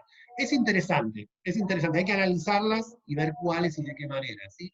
Algunos ubican, hoy vamos a ver un videito de Tecnópolis de presentación, algunos ubican la idea de Tecnópolis como dentro de lo que es popularización de la ciencia, yo lo debatiría, hay algunas compañeras acá que han trabajado, lo debatiría. Sí es cierto que de alguna manera esto tiene que ver con la masificación, ¿sí? Con la masificación. Después, y también derivada de la universidad, en los 80, y de la decisión que va teniendo en partes la extensión, con esta redefinición que se va dando en diferentes momentos, aparece la transferencia. que también es muy actualmente no está bien, no necesariamente está bien vista en la universidad, depende de qué universidad también, depende de qué universidad, qué área. Sobre todo en ciencias sociales es bastante golpeada la práctica de transferencia, porque está más asociada a, eh, a la venta de servicios, a la universidad ofreciendo servicios, y en las universidades de ciencias sociales y humanidades vender servicios es como casi que venderle el alma al diablo. Depende a quién. Pero lo que es cierto, como interesante la transferencia, es que a diferencia de la extensión, tiene muy trabajado la relación entre instituciones. La extensión no necesariamente es relación entre instituciones, ¿sí? No necesariamente. O puede serlo, pero no necesariamente. En general tiene que ver con colectivos sociales, de maneras diferentes, que también pueden ser entre instituciones, pero parte más del territorio. En cambio acá es la relación entre dos instituciones. ¿Sí? Por eso está asociado a esto de la relación con los servicios o terceros. Y ha trabajado mucho esta cuestión de cómo dos instituciones, dos comunidades de práctica institucionalizadas, comparten prácticas para, de alguna manera, transferir conocimiento. Y por último tenemos, hay otras series más, puse las centrales, la comunicación de la ciencia. La comunicación de la ciencia es hoy la hegemónica, ¿sí? Habría que pensar bien. Una cuestión, la de popularización de la ciencia, hoy sigue teniendo desarrollo, tuvo mucho desarrollo en Latinoamérica, ¿sí? Estuvo también asociado a todo ese periodo de Néstor Kirchner, Venezuela, Chávez, ¿sí? Hay algo ahí asociado, se ha producido ahí. En Venezuela se suele encontrar esa categoría, y en algunas producciones venezolanas, y en diferentes partes de Latinoamérica. Vuelvo, comunicación de la ciencia hoy es la hegemónica, ¿sí? Es la práctica de todas estas. Piensen que a todas estas prácticas las ubico como todas prácticas de construcción de conocimiento público. Todas para mí son prácticas de construcción de conocimiento público. Que lo que tienen de diferente son, a su interior, prácticas o formas de relacionarse con lo público diferentes. ¿Por qué? Están entramadas en una situacionalidad específica. Dependen de qué situación, de qué situacionalidad, desplegaré una y otra. ¿Sí? Es mi perspectiva. Comunicación de la ciencia es la hegemónica, como les decía, se lo dije varias veces, hoy lo digo, lo repito porque es algo que sucedió en este último año. Hoy el CONICET, que es el área argentina que define en sí mismo qué es ciencia y qué no hegemónicamente, la tomó. Y entonces hay un proceso de institucionalización absoluta de este enfoque. ¿Sí? Pero, a mí me parece que esto que es hegemónico en este momento está invisibilizando un conjunto de prácticas. En principio, está poniendo la comunicación en el centro de la práctica. ¿Sí? Entonces, por ejemplo, por decirlo de alguna manera, la transferencia no necesariamente se está pensando en términos de comunicación. ¿Sí? Pone lo comunicativo en el centro. O lo comunicativo en el centro. Es la categoría que viene a reemplazar de alguna manera lo que antes se entendía como divulgación de la ciencia. ¿Sí? Y en general también está asociado a más a una práctica individual, digamos. Es una práctica colectiva, ellos se plantean como una práctica colectiva, pero el objeto que se construye en última instancia tiende a ser un objeto individual. Igual, ahora lo veremos, porque estas generalizaciones que estoy haciendo yo acá, de alguna manera es hasta violentar mi propio posicionamiento teórico, porque es más interesante analizar las prácticas que decir cuáles son cómo, pero mínimamente les tenía que dar un escenario para que supiéramos cuáles son esos. Sí, lo que es cierto es que el área de la comunicación de la ciencia tiene como tres categorías muy fuertes, que acá los antropólogos tendríamos mucho para decir, que son ciencia, comunicación y cultura. Y esto es un sesgo bastante grande. ¿Sí? ¿Qué entendemos por comunicación? ¿Qué es comunicación? ¿De qué manera? ¿Por qué comunicación y no otra? ¿Sí? ¿Por qué cultura? Entonces, si pensamos que cultura, estamos imaginando objetos cerrados, no estamos objetos cerrados. ¿Sí? Esto es algo, en definición, hoy está en disputa, y hoy es la gran discusión que se está dando. Bueno, hasta acá llegamos. ¿Alguno quiere hacer alguna pregunta? Vamos a pasar a tomarnos estos minutos que quedan. Perdón, tengo otra, ¿te puedo hacer Dale. una ahí? Sí, todas las que quieras, es la idea. Ah, dale. Hay, sobre, no, sobre justo, porque sobre cultura me interesó mucho lo que acabas de decir.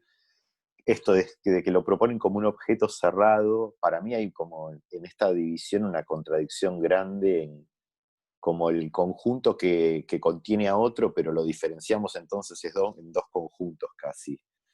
Eh, y acá como que todos pueden contener a todos, entonces me, nada, me pregunto cómo acotan cultura para que la forma de comunicar de cada lugar no sea cultural, por ejemplo, o, o su relación con la ciencia y el entorno, ¿no?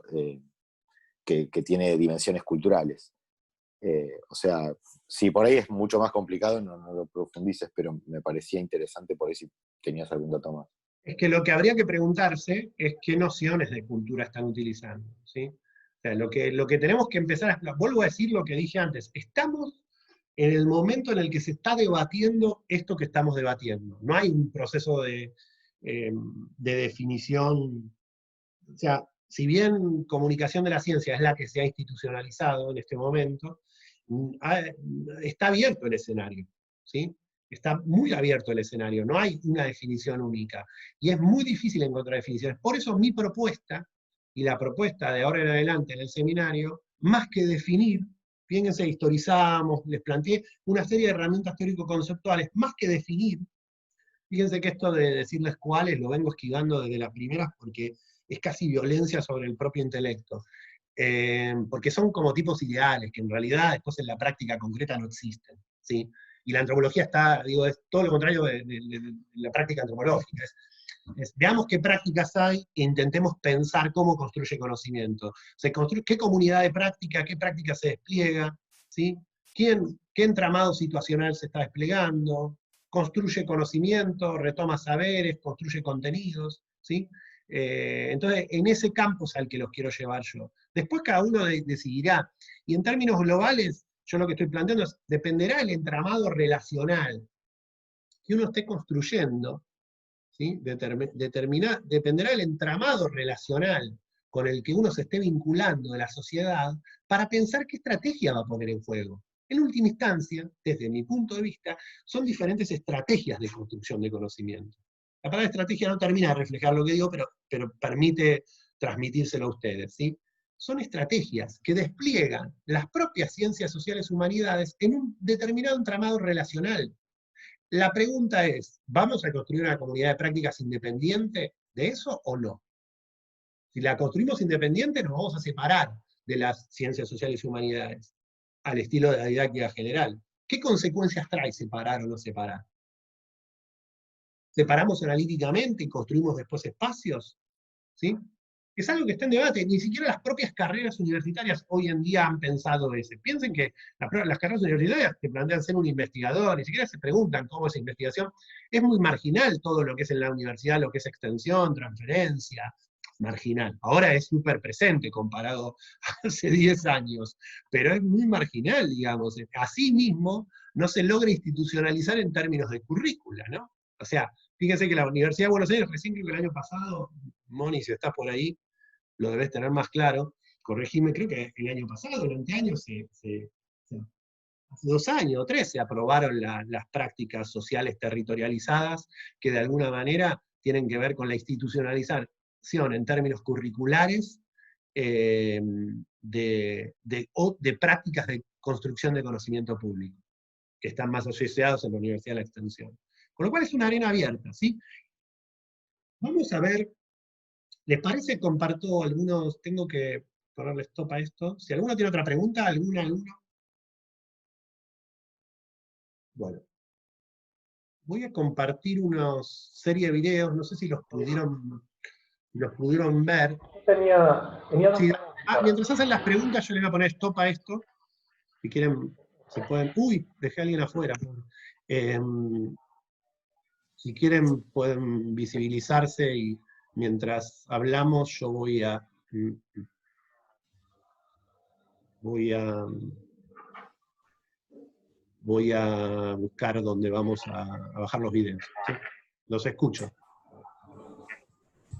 Sí, una era Y bueno, una que también en algunos foros yo he visto como una sección adicional que sería la cultura científica. Sí. Eh, y que no sé exactamente en qué se diferencia del resto de las subdisciplinas, o como vos decías recién, si se trata simplemente de estrategias o de aproximaciones que tienen que ir variando de acuerdo al público al cual uno se está dirigiendo. Entonces, quien un día actúa como, digamos, como, no sé, popularizador de la ciencia, en otro momento podría ser un comunicador científico y en otro un agente dedicado a la cultura científica, de tal manera que en este caso habría una continuidad entre todas ellas, no es que son distintas cosas entre sí. Es que lo que yo les estoy planteando como enfoque es eso que vos decís. Yo les estoy planteando algo como enfoque que no lo escuché mucho, prácticamente creo que no se lo escucha a muy poca gente, eh, que tiene que ver con eso, con empezar a pensar esto de otra manera. Empezar a pensar esto de otra manera es empezar a pensar esto que vos dijiste recién, ¿sí? Y realmente no hay mucho escrito sobre esto. No hay escrito, yo estoy terminando algo de escribir porque no hay mucho escrito. Digamos, por eso lo planteo como conocimiento público de la ciencia.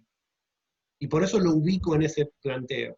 Y por eso vivimos todas esas discusiones más epistemológicas previas.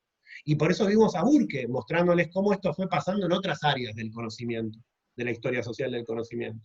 Porque si nosotros empezamos a plantear estas prácticas como separadas, empezamos a construir áreas separadas de los propios procesos productivos de la ciencia. ¿Sí? Y empezamos a construir un método independiente.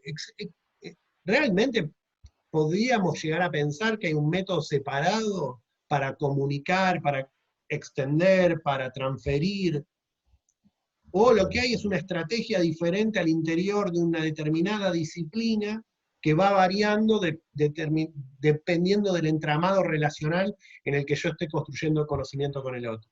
Y es un debate, ¿eh? Es un debate. Yo como buen antropólogo trato de no posicionarme, me posiciono un poco en esto de lo que hago. Digo, trato de plantearlo de esta manera, trato de traerlo al juego de la arena de lo público, en términos de un seminario gratuito, de una universidad pública, ¿sí? Porque creo que las consecuencias de los procesos de decisión en el campo disciplinar, en las diferentes disciplinas, no han traído buenas experiencias, ¿sí? Y en última instancia, seguramente si están por acá algunos, se dedican a investigar y todo eso, encontrarán que es clarísimo que después volvemos a trabajar interdisciplinarmente. O sea, en el momento en que tenemos que construir con otros, volvemos a trabajar interdisciplinarmente. Volvemos nuevamente a trabajar interdisciplinarmente, porque no hay una sola forma de vincularse. Y porque además, lo que los antropólogos han denominado hasta ahora contexto, y que yo estoy tratando de plantear en términos de entramado relacional o situacionalidad, es de alguna manera lo que tiene que co-constituir, lo que tiene que co-constituir, o que tiene que ser muy importante a la hora de pensar cómo construye conocimiento público. No es lo mismo trabajar con una organización, les doy ejemplos propios, no es lo mismo, incluso propios dentro de lo que está clasificado dentro de la misma área o subárea de esto que yo no lo quiero ni llamar subáreas. Les doy ejemplos de prácticas, ¿sí? Durante mucho tiempo el equipo de que estoy a cargo trabajó con escuelas, ¿sí? En antropología de educación. Y hemos trabajado mucho con escuelas en lo que se conoce como extensión universitaria en la Facultad de Filosofía y Letras, ¿sí? En todo el sur de la ciudad de Buenos Aires. En un momento, en un periodo, decidimos, producto de una discusión y de algunas cuestiones, trabajar con clubes barriales de fútbol. No es la misma la forma en la que yo me voy a vincular con las escuelas, que son instituciones, con un orden jerárquico, con un rollo, con clubes barriales. Pero cuando digo clubes barriales, digo clubes chiquititos, digo, imagínense, muy chiquitos, o sea, donde van pibes, no son profesionales, nenes de hasta 12 años, ¿sí? Que tienen un rol social en la comunidad diferente. Tengo que desplegar prácticas diferentes. Esas prácticas diferentes, ¿las podemos aglutinar todas dentro de una misma forma? ¿O nos estamos perdiendo la riqueza de las estrategias en relación a eso? Si yo me tengo que vincular en ciencias naturales o exactas, esto es mucho más común, digamos. Cuando yo me vinculo con, por ejemplo, un texto que tienen ustedes acá, que no lo trabajamos, pero que tiene que ver con esto, que es un texto de Anna Padauer, ¿sí? Que trabaja la idea de comunidad de prácticas y todas esas cuestiones. Cuando Anna Padauer trabaja cómo se vinculan los productores del INTA, me olvido que siempre me olvido.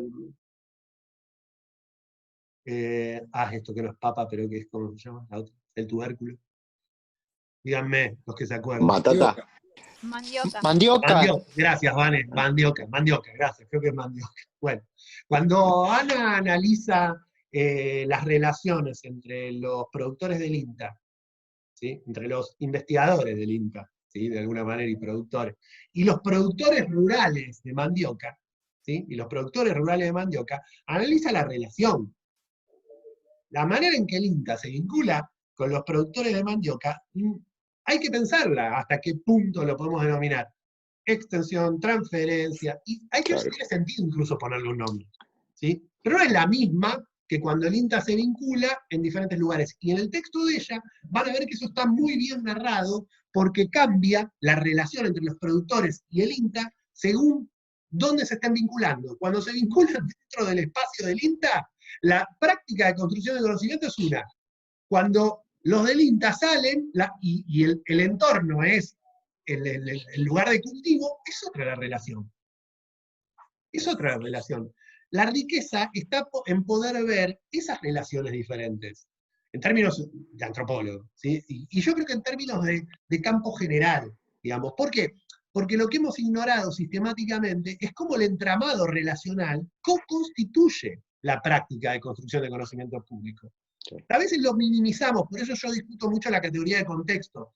No porque nos sirva, no porque hoy contexto terminó siendo lo que rodea a algo.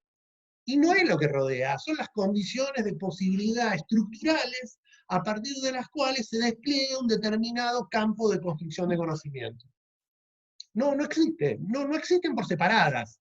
Digo, a veces las separamos porque la ciencia tiende a separar, porque la forma científica de hegemónica tiende a separar. Los antropólogos en general nunca lo hemos hecho, y yo creo que mucha gente, muchas áreas científicas no lo ha hecho, pero tiende. Y ese proceso de separación está relacionado, sobre todo, cuando queremos construir con un otro, que no es necesariamente nuestra propia comunidad de prácticas. Por eso, dicotomización, alienación y cosificación. Porque lo que yo les estoy planteando pensar son los procesos de construcción de conocimiento, del conocimiento público. Pero este marco teórico que vimos al principio se puede aplicar a cualquier campo del conocimiento, o cualquier relación entre comunidades de práctica. ¿Se entiende? Es por ese lado que va el planteo que estamos haciendo y que vamos construyendo. Y es disruptivo, ¿sí? Es disruptivo en relación a esto. ¿Por qué? Porque ustedes van a encontrar que van a existir miles de maestrías sobre transferencia, sobre... Porque si yo divido todo, tengo más negocios. Si yo lo junto, tengo menos negocios. Y no... Lo digo así brutal, pero para que nos entendamos. Y no podemos ignorar eso, no lo podemos ignorar, digamos. Ignorar eso es ignorar cuáles son las condiciones situacionales a partir de las que se construye. ¿Sí? Eso no quiere decir que construyendo una que abarque todo, no estamos haciendo otros negocios. También lo hacemos en negocios. Ahora, por eso para mí era importante hacerlo gratuito y público, ¿se entiende? Porque lo otro es, yo te vendo la receta, y ahí voy, Damián, lo otro es, yo te vendo la receta. Y el recetario sirve, yo me acuerdo, si cocinan acá, díganme hasta qué punto podemos decir que todos los hornos cocinan de la misma manera de ustedes. Díganme que la receta que hacía su abuela, su madre, en el horno que utilizaba para cocinar la torta le sale igual. No le sale igual, porque la harina es diferente, la humedad del país es diferente, depende de dónde esté, porque siempre terminamos ignorando el entramado relacional que constituye el conocimiento. Sí. Sí, y una sí, eso, la mercantilización del conocimiento como si fuera algo natural, ¿viste? Sí, Si claro. bien tiene una tradición como vos la describiste, pero sumo una cosa más, que aparte de esto que estás describiendo tan importante del contexto como condicionante y como generador de las condiciones para que se dé esa comunicación del conocimiento, por decirlo, por no ponerle ninguna de las que dijiste ahora, digo, también otra, se sumará con qué intención se quiere hacer esa transferencia, bueno, no digo transferencia, ese pase de conocimiento al público, para no decir ninguna categoría, porque eso también condiciona, no solo el a quién se lo digo, sino para qué se lo estoy diciendo. Una cosa es a un productor que quiero hacer un sentido de transferencia para afectar su nivel de productividad, y otra cosa es si quiero hacer lo contrario, porque quiero tal por ahí modificar el punto de atomizar esa capacidad de producción. Entonces, ya eso también me parece que lo pone Sí, en otra dimensión, ¿no? es que es así, es así. Ahora vamos a intentar pensar eso. Lo que vos denominás intención, para mí son prácticas, ¿sí? Son prácticas políticas, prácticas Entiendo. económicas. Y claro que es así, sin duda. Y no es tan mal. El problema está que solemos invisibilizar esas prácticas. A mí me parece fantástico que la universidad haga transferencias. Digo, digo problema. Me parece fantástico que la universidad transfiera e incluso venda servicios a las empresas. Sí, obvio que quiero que se los venda, no quiero que se los dé gratis. Digo, porque la universidad pública es producto de los impuestos que pagamos todos nosotros. Me parece bárbaro. Ahora, lo que no quiero es que le transfiera, que cuando laburamos con la organización social de productores del sur de la ciudad de Buenos Aires, transfiera. Ahí yo quiero hacer extensión, porque no Claro. quiero, porque con eso, esos son, si se quiere, en términos colectivos, mis aliados estratégicos. Ahora, yo, si viene Edenor, analizaremos qué nos plantea Edenor, de qué manera, qué consecuencias políticas, qué efectos trae, de qué manera, de qué forma, cuáles son las consecuencias, las analizaremos. Si encontramos un equilibrio, bueno, pongámoslo sobre la escena y te lo voy a vender el servicio. Obvio que sí. Hay un interesante ejemplo de esto con Tecnópolis, que cuando por acá, no sé si andás por ahí, Moni, Mónica Taca es una compañera antropóloga que ha estado a cargo del stand de Tecnópolis de antropología, y es un interesante ejemplo, el stand de Tecnópolis de antropología. ¿Estás, Moni? Así no lo cuento yo. Eh, es un... Ahí está, apareciendo. ¿Cómo andás? No se te escucha.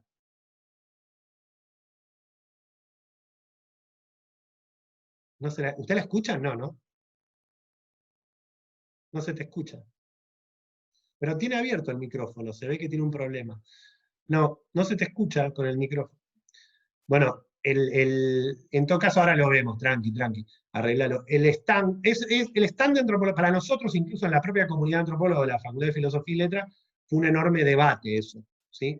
Porque el stand fue diseñado, fue organizado en Tecnópolis por una empresa, por una universidad particular, ¿sí? Que no era la UBA, no era la Universidad de La Plata, aunque había algunos vínculos, ¿sí? Eh, pero terminó después siendo comunicado, construido. Quienes explicaban lo que sucedía en el stand eran colegas de la propia Universidad de la Facultad de Filosofía y Letras. Y lo que encontrabas en ese proceso productivo del stand, de la disposición de la muestra y de quienes transmitían o contaban la muestra, eran prácticas de construcción de conocimiento diferentes, totalmente diferentes, que las compañeras y los compañeros se apropiaron de una manera y redefinieron de una manera reinteresante. Yo creo que es un ejemplo interesantísimo para ver cómo sucede todo esto que estamos planteando. No, pobre gente. Maximiliano, ¿te puedo hacer unas preguntas? Sí, dale, dale. No sé si vamos a llegar a ver en los Em, videos que quería, pero me parece más importante. El que no habló nunca Cortitas. sí, no importa. El que no habla nunca hable, diga la carrera, aunque sea, para saber de dónde vienen y todo eso. Eh, Soy Matías, soy sociólogo de la UBA y actualmente La primera tiene que ver, por ahí ya lo plantearon en las primeras clases, pero no estuve, lo pregunto ahora.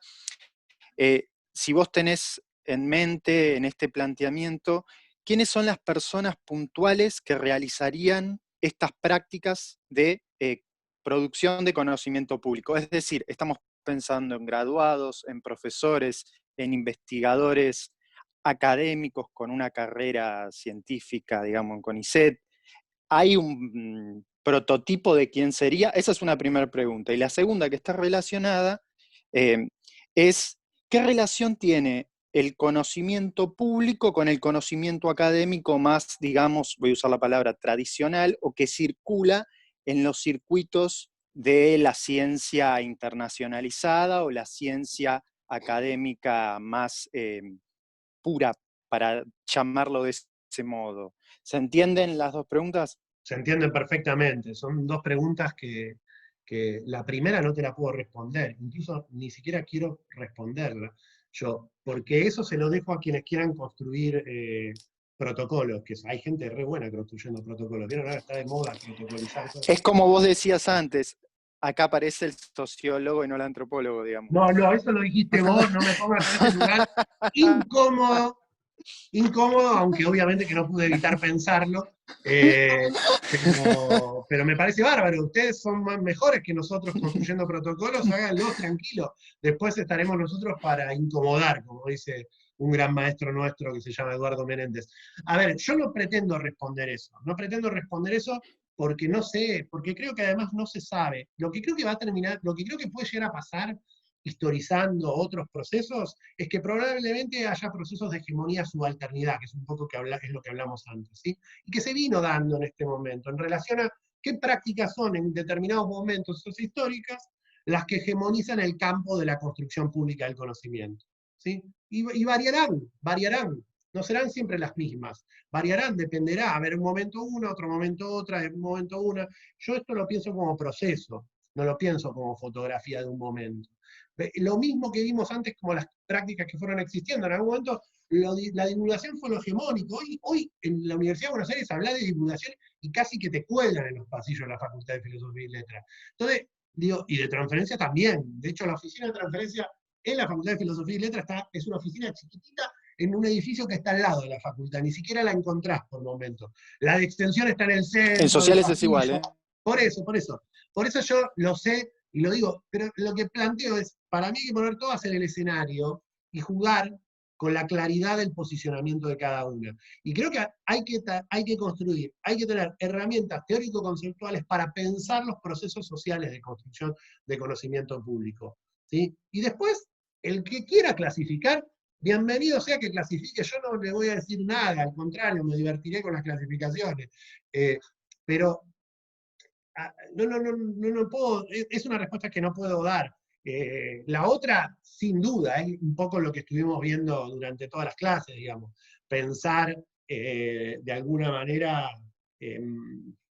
la vinculación entre el conocimiento público y el conocimiento disciplinar que vos denominás. Yo lo que creo, y esto tiene que ver, y esto no lo creo, lo sostengo teórico-políticamente, es que cualquier profesional y cualquier área disciplinar tiene como práctica un conjunto de formas de construcción de conocimiento. Algunas históricamente estuvieron relacionadas con lo que se entiende que es la investigación.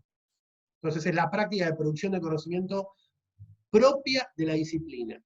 Otras tienen que ver dentro de la propia disciplina con prácticas de vinculación con la sociedad. Eso es lo que está en debate hoy. Por eso es lo público, porque la escena acá central, lo que tenemos que poner en juego, es que entendemos por público. ¿El público o lo público? De hecho, no se lo puse en la filmina, pero el próximo conversatorio, vieron que hay varios conversatorios, el debate es este. Van a estar Mariana Moyano, vieron que es la ubican a Moyano, que estuvo bueno, es socióloga y trabajó mucho tiempo de periodista en 678 en diferentes momentos. ¿678 era? Sí, me olvido los nombres. Graciela Morgade, que de alguna manera la deben conocer, hoy es subsecretaria de un área del Ministerio de Educación, es doctora en educación y hasta hace unos meses era la decana de la Facultad de Filosofía y Letras, trabaja cuestiones muy vinculadas al feminismo y educación, y Mateo, que es el compañero que va a dar en la última unidad, que es lingüista, y que un poco van a debatir sobre estas cuestiones. Pero yo lo que les propongo a ustedes son herramientas para que ustedes decidan cómo usar y cómo pensar esta área, más que clasificaciones, porque creo que cada uno sabrá, porque si yo me pongo a decidir qué es esto, qué es esto, qué es esto, estoy siendo contradictorio en términos de mi propio enfoque. ¿sí? Sí, yo entiendo ese punto. Pero para ese punto. Matías, veamos un ejemplo, porque no vamos a llegar a ver todo. Dale. Veamos, y a dale. partir de, porque también eso tiene que ver con cómo hacemos público el conocimiento. Trabajemos no sobre nuestras trayectorias independientes, sino sobre algo que compartamos de manera conjunta, y hablemos sobre eso conjunto para pensar. Esto es una posición política, Perfecto. lo que acabo de hacer, ¿se entiende? Y es una posición política. Construyamos, y eso tiene que ver con lo que estoy planteando en torno al conocimiento público. Esperen que vamos a ver, tenía varias, había puesto, pero es la menos, era para divertirnos, el planteo sobre las malas palabras de Fontana Rosa, después mírenlo si pueden, es muy divertido. Yo creo que es interesante porque Fontana Rosa lo dice en el Congreso de la Lengua, no lo dice en cualquier lado. ¿Ves que Fontana Rosa, mientras contaba a sus amigos en Rosario, no, en el Congreso de la Lengua lo dice. Tenía un pequeño videito sobre Tecnópolis, que creo que es el que vamos a poner, porque es más básico, la disertación de María Mafia, la filósofa, sí, no me acuerdo si es María el nombre, sí, María, Mafia, bueno, no es María, ¿no? No. Marta. Diana. Porque hay una que es Marta, hay una socióloga también, una antropóloga, se me mezcla. Diana Mafia, ahí está, Diana, gracias. Diana Mafia, que lo puse por ahí, la disertación sobre la cuestión de la legalización del aborto, la interrupción del embarazo, que es buenísima, digamos, como lo plantea ella. Y después tenía una pequeña nota que salió en Clarín sobre estas cuestiones arqueológicas. Vieron que yo se lo dije, la arqueología es muy interesante para pensar esto, porque la arqueología todo el tiempo está diciéndonos cómo sucedieron cosas hace 100.000 años como mínimo, pero ellos mismos, cada 5 o 6 años te dicen que lo que dijeron antes no sirve para nada, que ahora lo que vale es lo que dicen nuevo. Es interesantísima, porque todo el tiempo, el hombre llegó por acá, yo se los conté la otra vez, yo empecé la carrera de antropología con un tipo de poblamiento de América, en el medio otra y después otra. Y todas institucionalizadas y todas válidas. Tenías que decir en cada momento la que valía. Pero la manera en que la arqueología, no es el cambio en la arqueología, es la manera en que la arqueología hace público el conocimiento, lo interesante. Siempre en términos de verdad.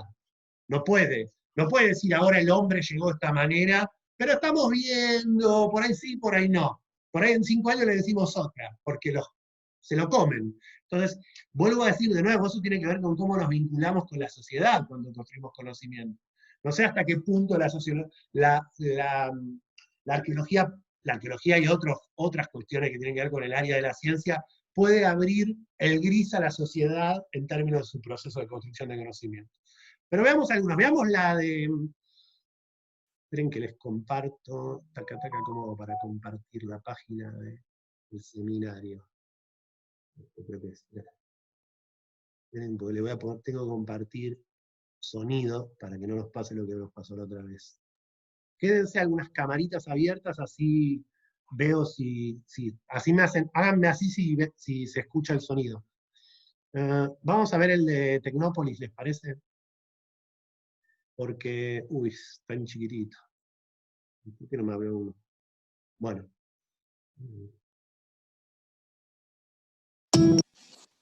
A ver si lo puedo. Fíjate, si de última si haces link en el de YouTube, te lo abre en YouTube y lo tenés.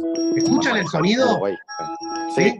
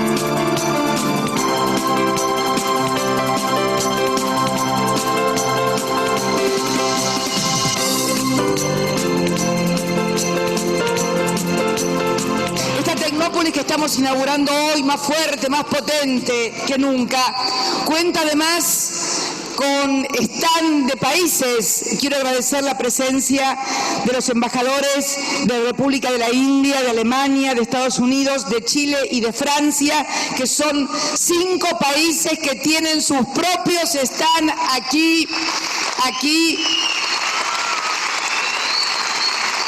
Realmente tenemos 10 parques muy importantes todos, el Parque de la Energía, el Parque de la Industria Argentina, esta industria potente, esta industria maravillosa que fabricamos desde caramelos hasta satélites. La industria argentina va a tener su parque, el Parque Solar, el Parque del Conocimiento, el Bioparque, Plaza Belgrano, Mundo Joven, Bosque de Juegos, Parque del Movimiento y Manzana de la Integración. Yo estoy actuando como presentadora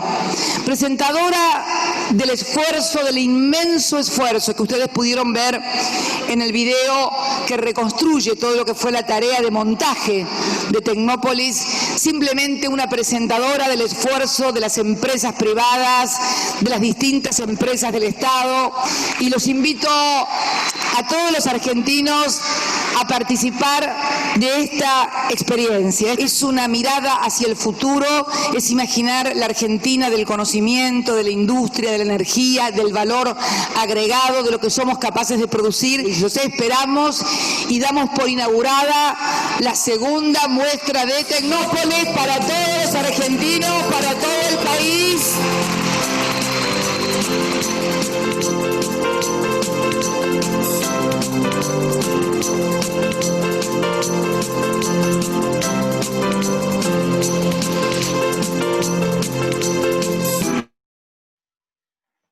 Bueno, ahí termina. Uy, siguió el sonido de fondo. ¿Cómo hago para sacarlo?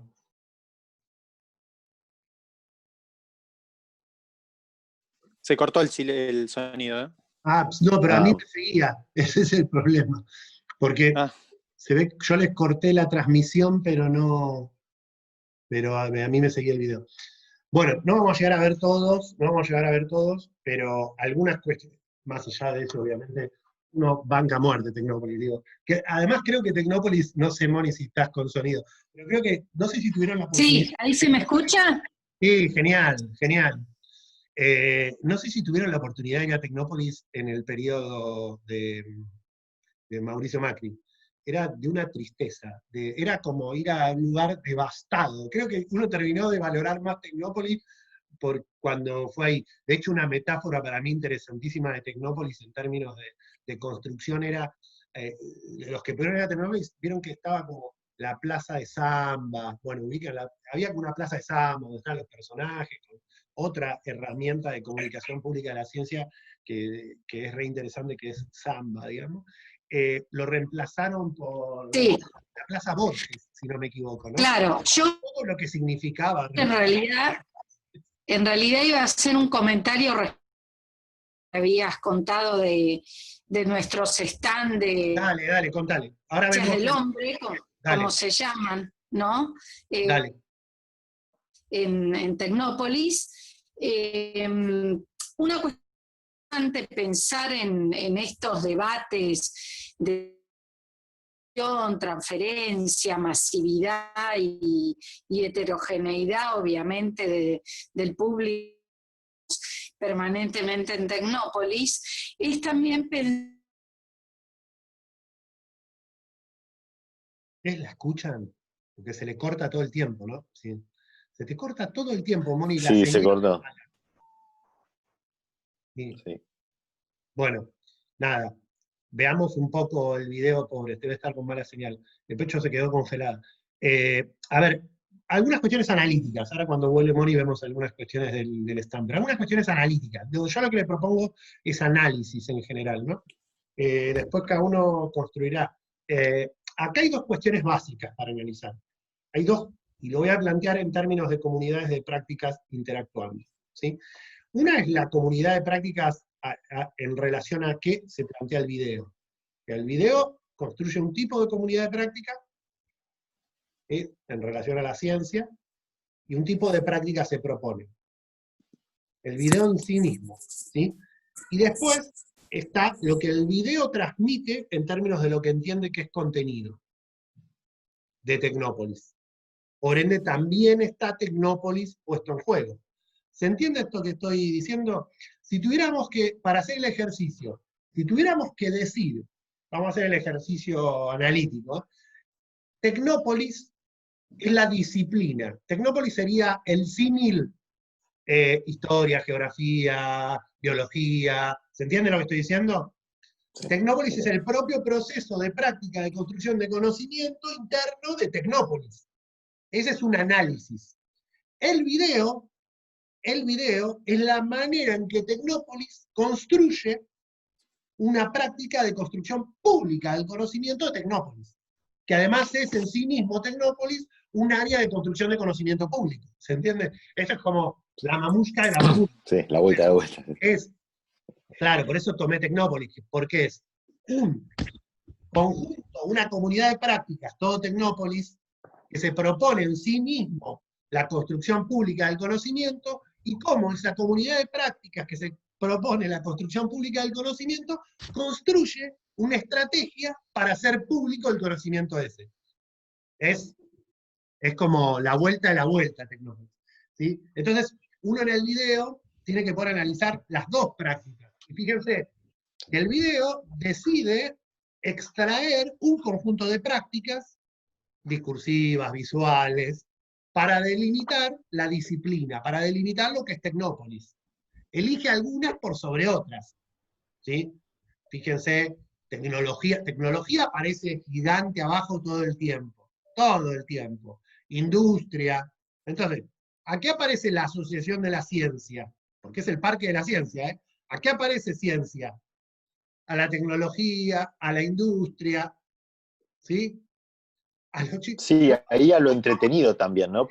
a los chicos con las computadoras, que no sé si notaron que representaban como el abanico posible de personas que viven dentro de este país. Los chicos estudiantes con las computadoras de Conectar Igualdad, la práctica de mostrar el Estado como política con Conectar Igualdad, ¿se entiende?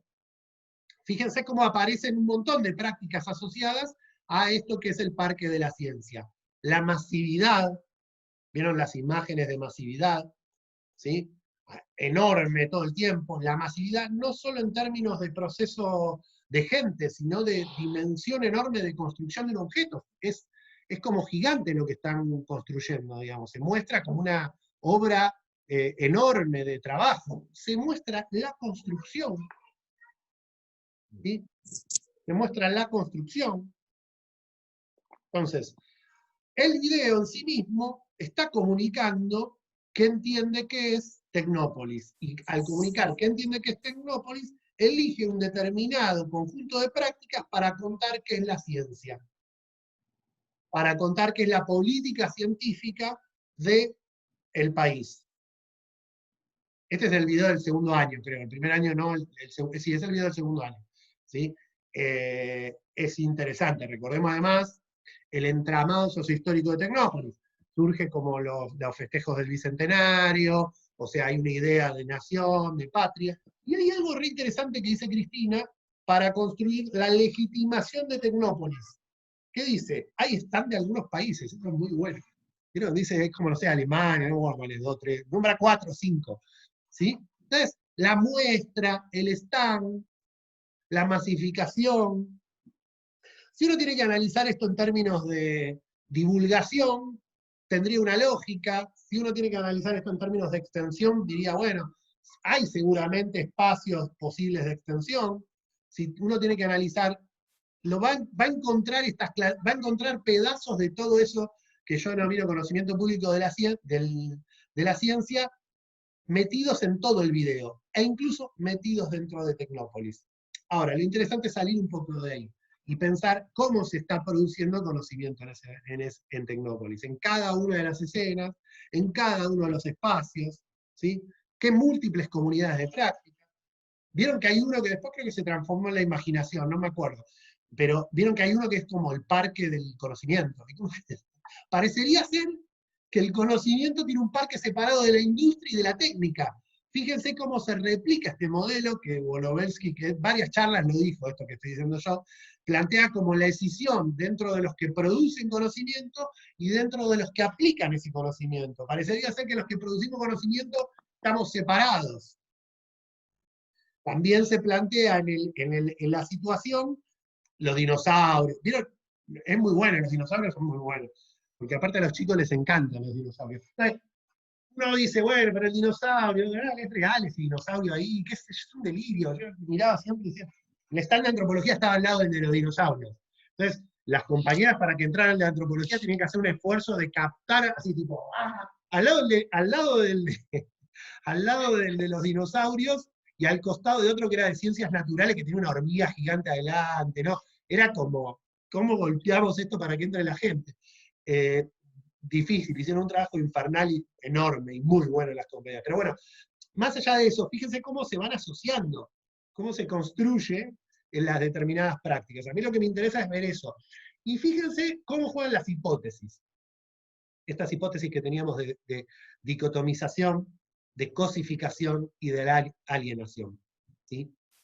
Hay que poder pensar esas tres hipótesis, esas tres formas en las prácticas de construcción de conocimiento en cualquiera de estos elementos que analicemos. ¿Sí?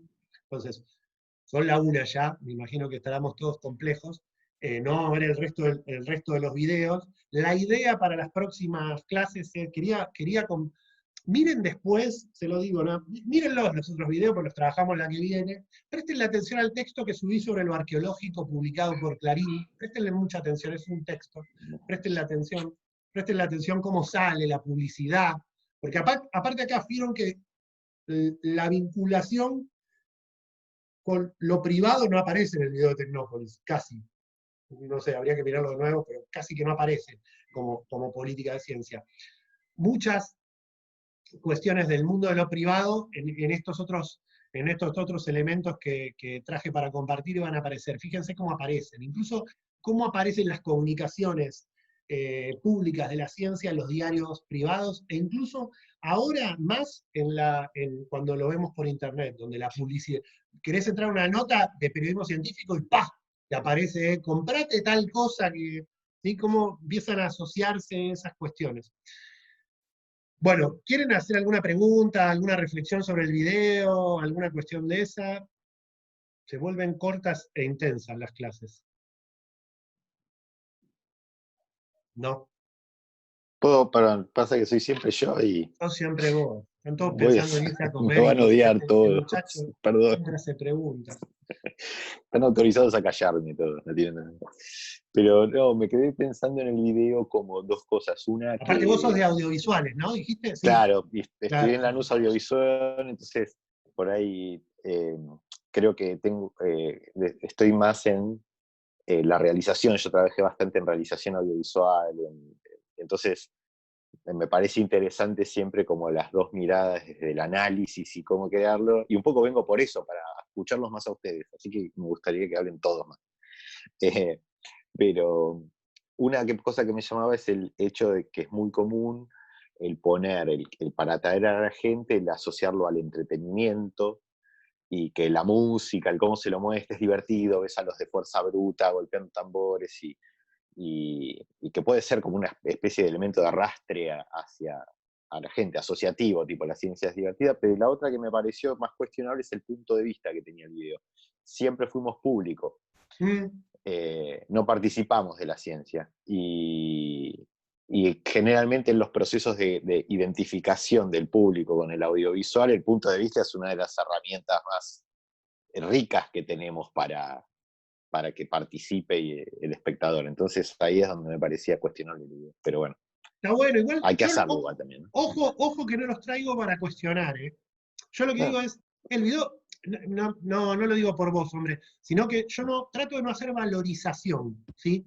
Que cuando digo valorización, quiero decir, si el objetivo del video era mostrarme como público, y mostrarme como no participando del proceso de la ciencia, fantástico el video. La pregunta es, ¿Es consciente el proceso de construcción de conocimiento de que está desplegando esa manera o la tiene naturalizada? Y eso es lo que traigo acá para que debatamos nosotros. No, si es, por eso yo decía, no, si es transferencia, si es extensión, si es popularización de la ciencia. En última instancia, eso se lo dejo al compañero sociólogo. Yo la verdad que no me preocupa saber qué es cada cosa.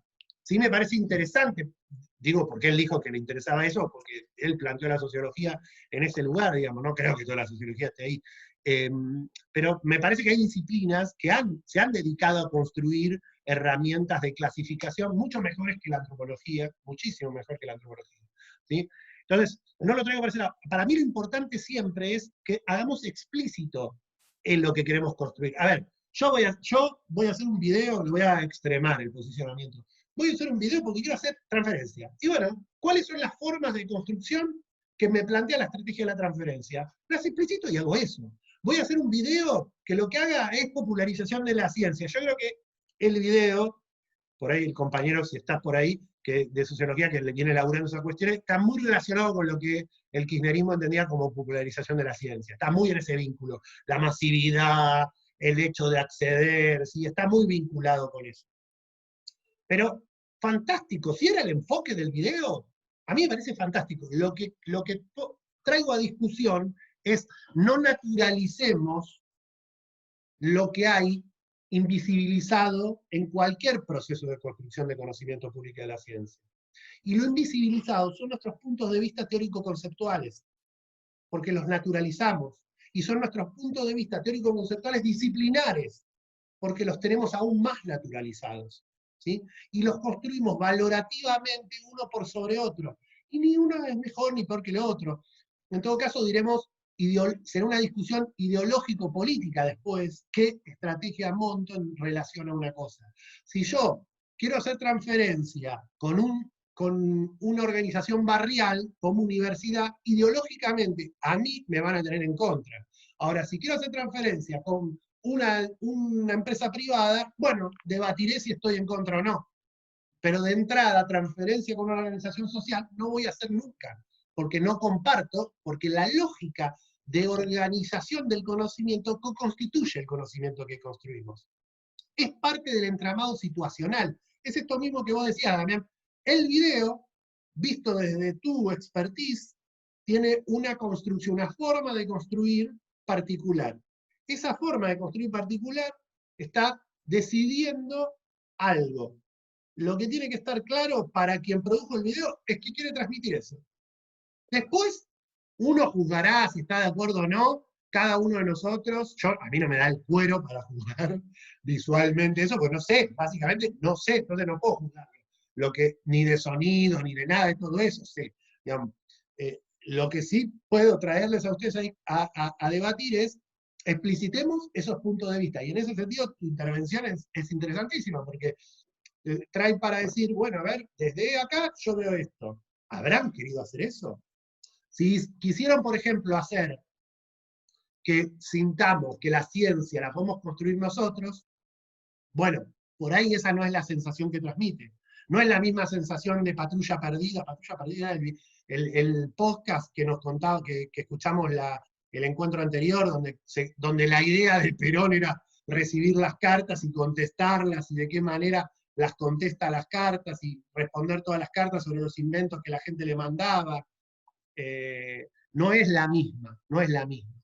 Entonces, lo que yo les propongo es eso, es que nos detengamos a analizar la comunidad de prácticas, las prácticas que construimos, los procesos de cosificación, de dicotomización, de alienación que construimos, y cómo eso está jugando en cada uno de estos procesos, ¿sí? Bueno, son 11. Yo seguiría, me encanta esta conversación. La próxima, que es en 15 días, vieron que esta la modificamos, pero ya ahora volvemos al escenario del calendario anterior. Vamos a avanzar más con estos videos, vamos a tratar de poner en juego, voy a hablar con Moni. Moni, te voy a mandar mensaje WhatsApp a ver cómo nos organizamos para que participes mejor, porque me interesaría mucho que participes en la próxima. Vemos cómo hacemos con el audio, o de qué manera podemos organizarnos para que la puedan escuchar, porque aparte ella trabaja en eso, y lo mismo le propongo a ustedes, que de alguna manera, yo voy a traer una serie de disparadores que tienen que ver con estos que estuvieron trabajando, voy a hacer una muy breve presentación teórico sobre las lógicas de construcción de conocimiento, pero después vamos a entrar más en profundidad en, ¿cómo se llama?, en ver algunas situaciones para analizarlas, ¿sí? Porque me parece que la riqueza está no tanto en enamorarse de un marco teórico, de una forma, sino mejor de trabajar sobre algo en conjunto y poder pensar, ¿sí? Bueno, ¿algún comentario? Nos vamos a comer y a empezar con nuestro fin de semana, los que puedan y los que no seguirán laburando. ¿No? Bueno, yo les voy a mandar un mail a partir de ahora, porque como el campus no le avisa cuando subo textos, yo cuando subo además le voy a mandar un mensaje, que es lo que les llega. ¿Sí? Así se enteran que subí algo, porque si no, tienen que estar entrando a la página todo el tiempo. Yo pensé que lo hacía automático. Bueno, buen fin de semana y nos estamos viendo. Chau, chau. Chao. Gracias. Buen fin de semana, hasta luego. Muy buena la clase.